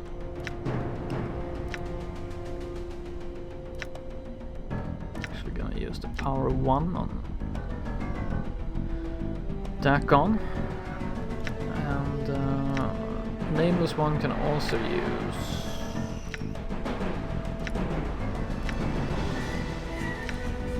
power 1 on Mort.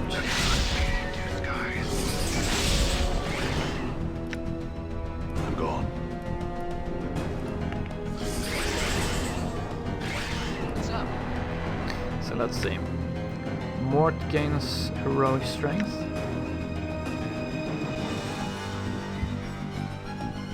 Dakon only gets 21 strength.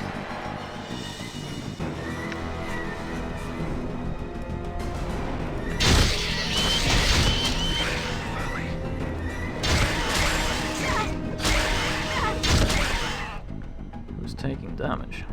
I'm Very well. Fall from grace.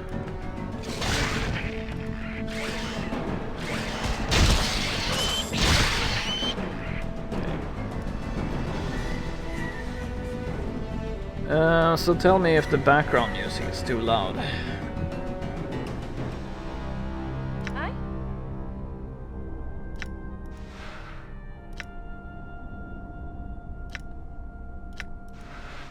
Gets really loud for me, at least during battles, but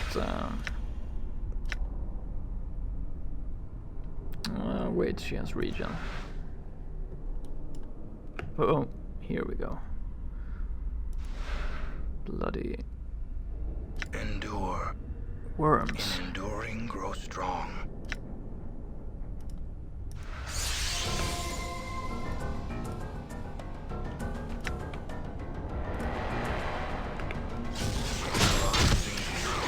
Fine. Loud but not too loud, that's what we want.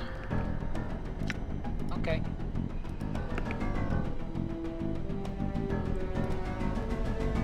Silver earring. Good as done.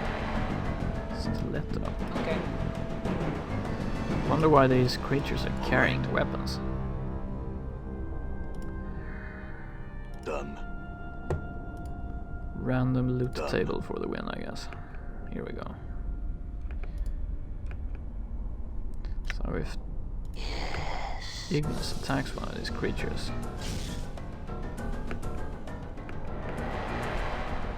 I'm here.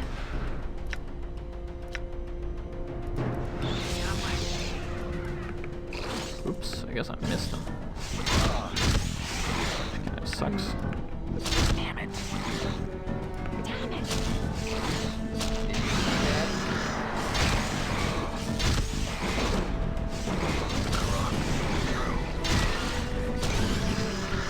I'm gone.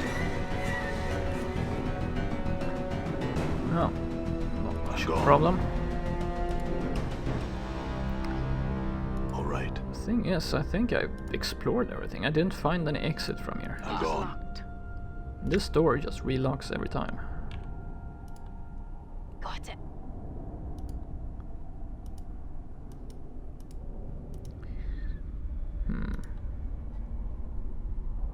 See, there's nothing here, so maybe this area is actually explored.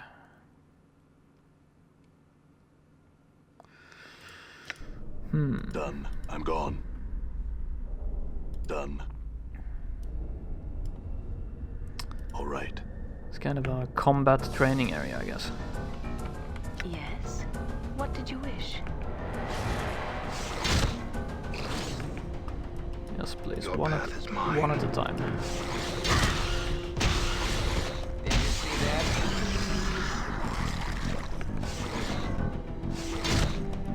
All right. Damn guys, he's standing there like a fool. Done.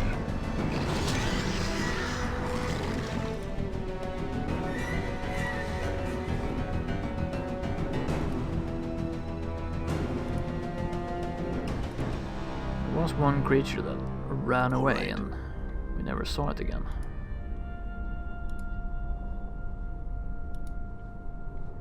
Oh yeah.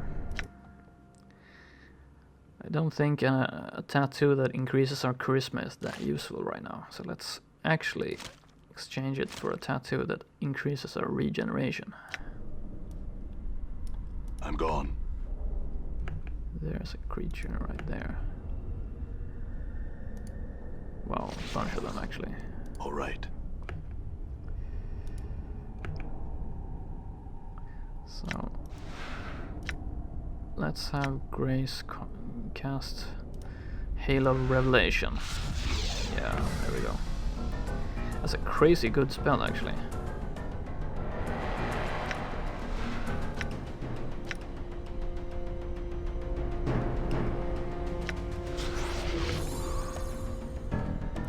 Very well.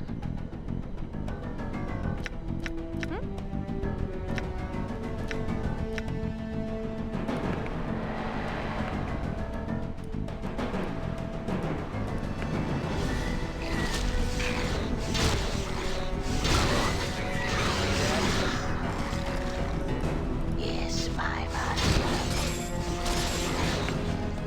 Now he's attacking Ignis, of course.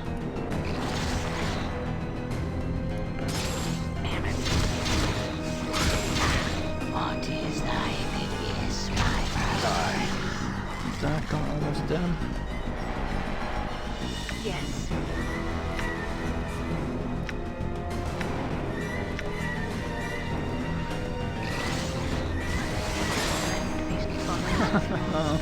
Attack on. A little bit too late there. Almost.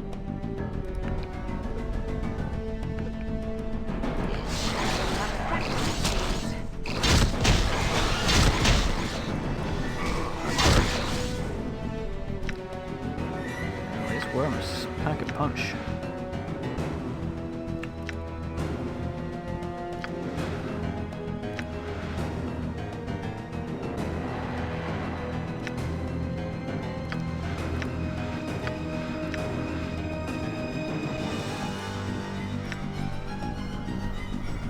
So let's see.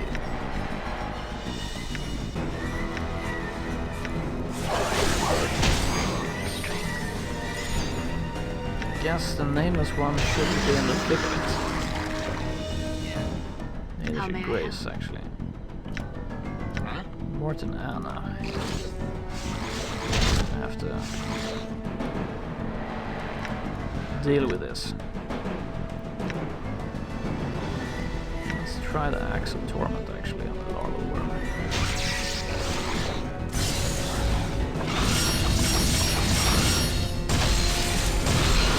I'm hurt. Ready. I'm gone. Ignis wishes to. Most of my party is running away. The flames await.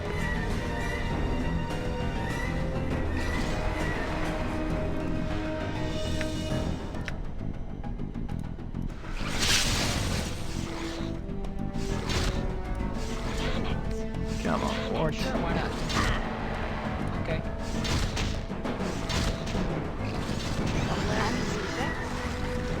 major problem is the pathfinding. It's very, very difficult to get the characters in the right position.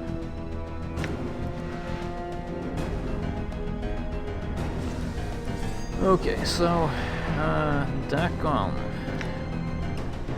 had a good run, but now you start dying again. Which is a bit strange, because you have like -7 armor class or something. Should make you almost invincible to most enemies.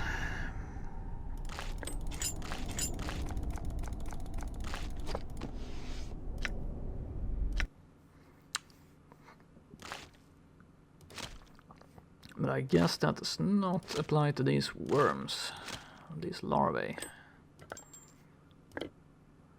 Pretty dangerous.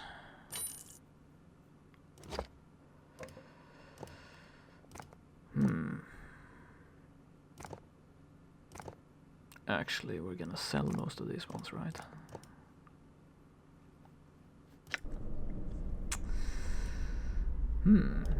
Done. Dakon does regenerate, but pretty slowly.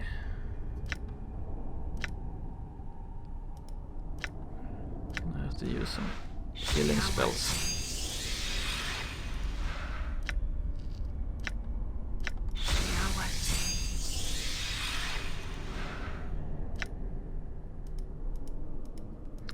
That's what I have.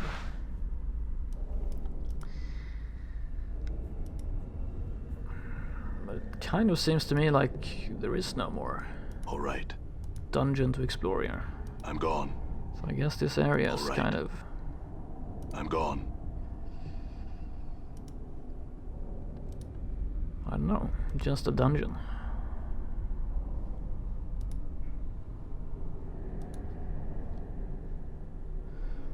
Doesn't lead anywhere. Up here maybe, no? And this place. Of course there's worms waiting for us.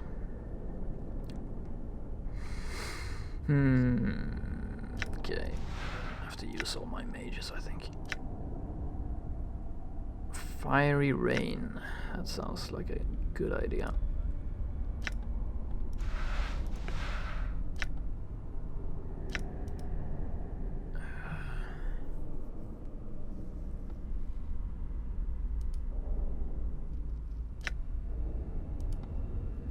I hear your words.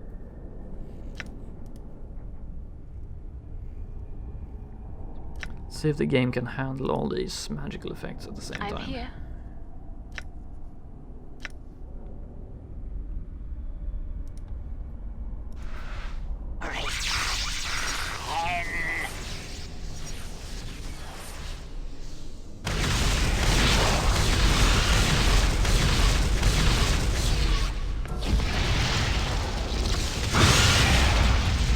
Pretty good, that one.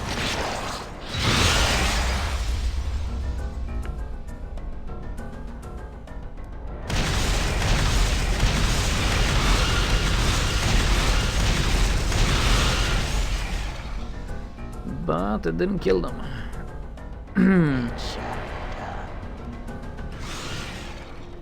So we're gonna have to stand our ground. Bandages are pretty useless.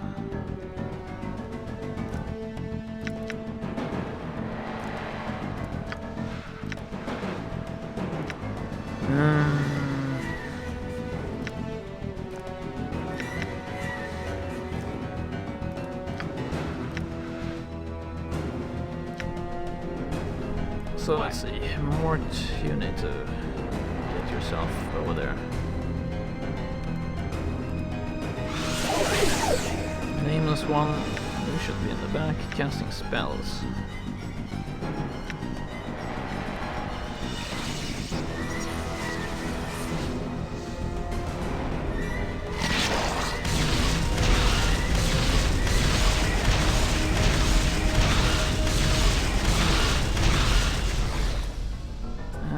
Why didn't Grace cast her Halo?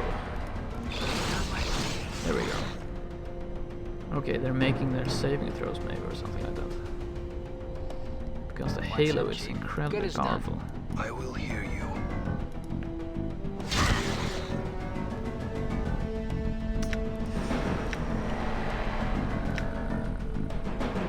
Force missile, yeah, why not?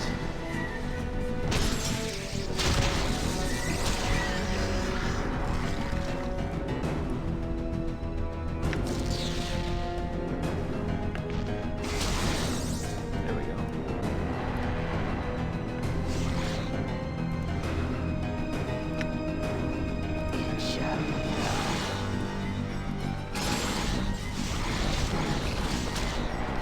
Mort. Sure, why not?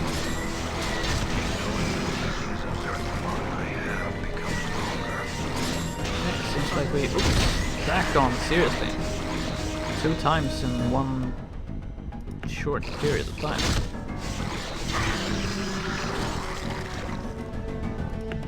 Beginning to remind me of old Dakon who just died all the time.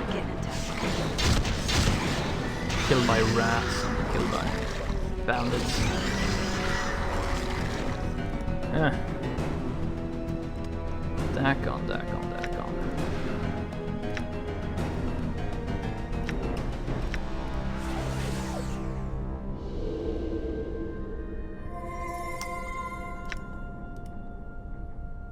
I know I didn't heal you up to full strength, but still.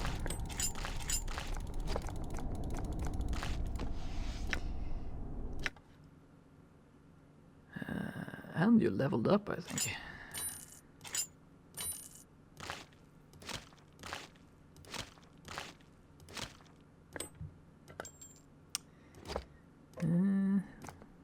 Okay. Stream has begun to stutter, really. That's probably in your end, I think, or on Twitch, because I don't seem to be dropping any frames, so but it could just be people are starting to use Twitch here in Europe a bit more around lunchtime.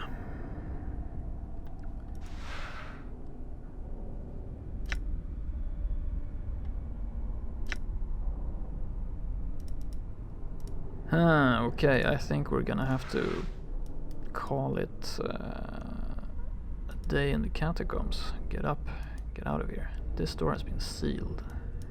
Doesn't really give us any information. How to open it or...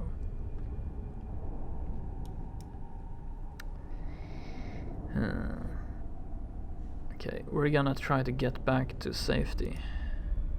I don't think there is anything in here.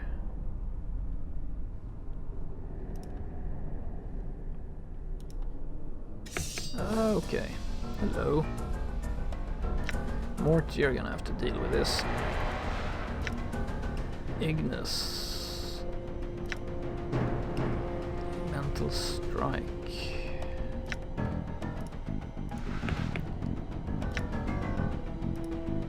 Balance in all things. Pleasure. Mort, come on. Sure, why not? I'm hurt. So again it has come to pass. Seriously. It's killed pretty quickly there. Well, we got out. Not the way I had expected it, but...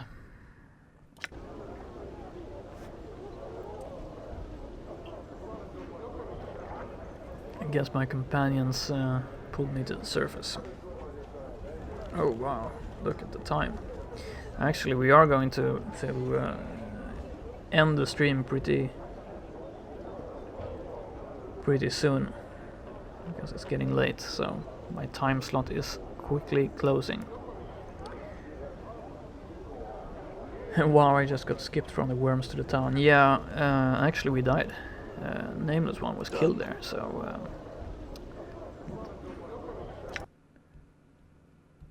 They were kicking our asses, our collective ass, if you may say so.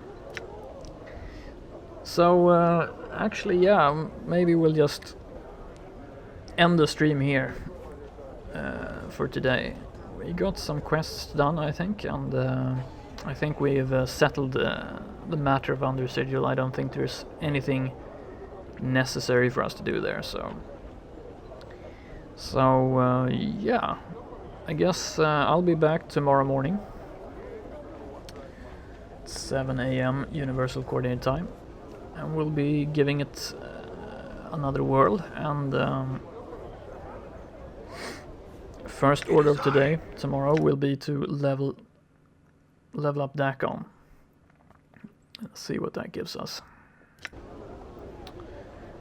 And yeah, then we'll try to sort out the quests in the brothel of slaking intellectual lusts. And the other things we have left undone. And maybe we'll go to the Foundry of the Godspen, we'll see. But yeah, so thank you for tuning in today. It's been great as usual playing Planescape Torment. I will be playing all week, so hope you join me for the continuation.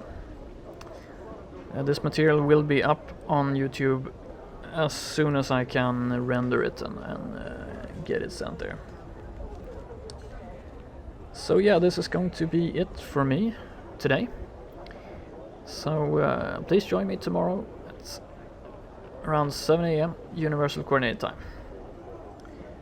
So yeah, this is JSB Game signing off for today. Have a great day.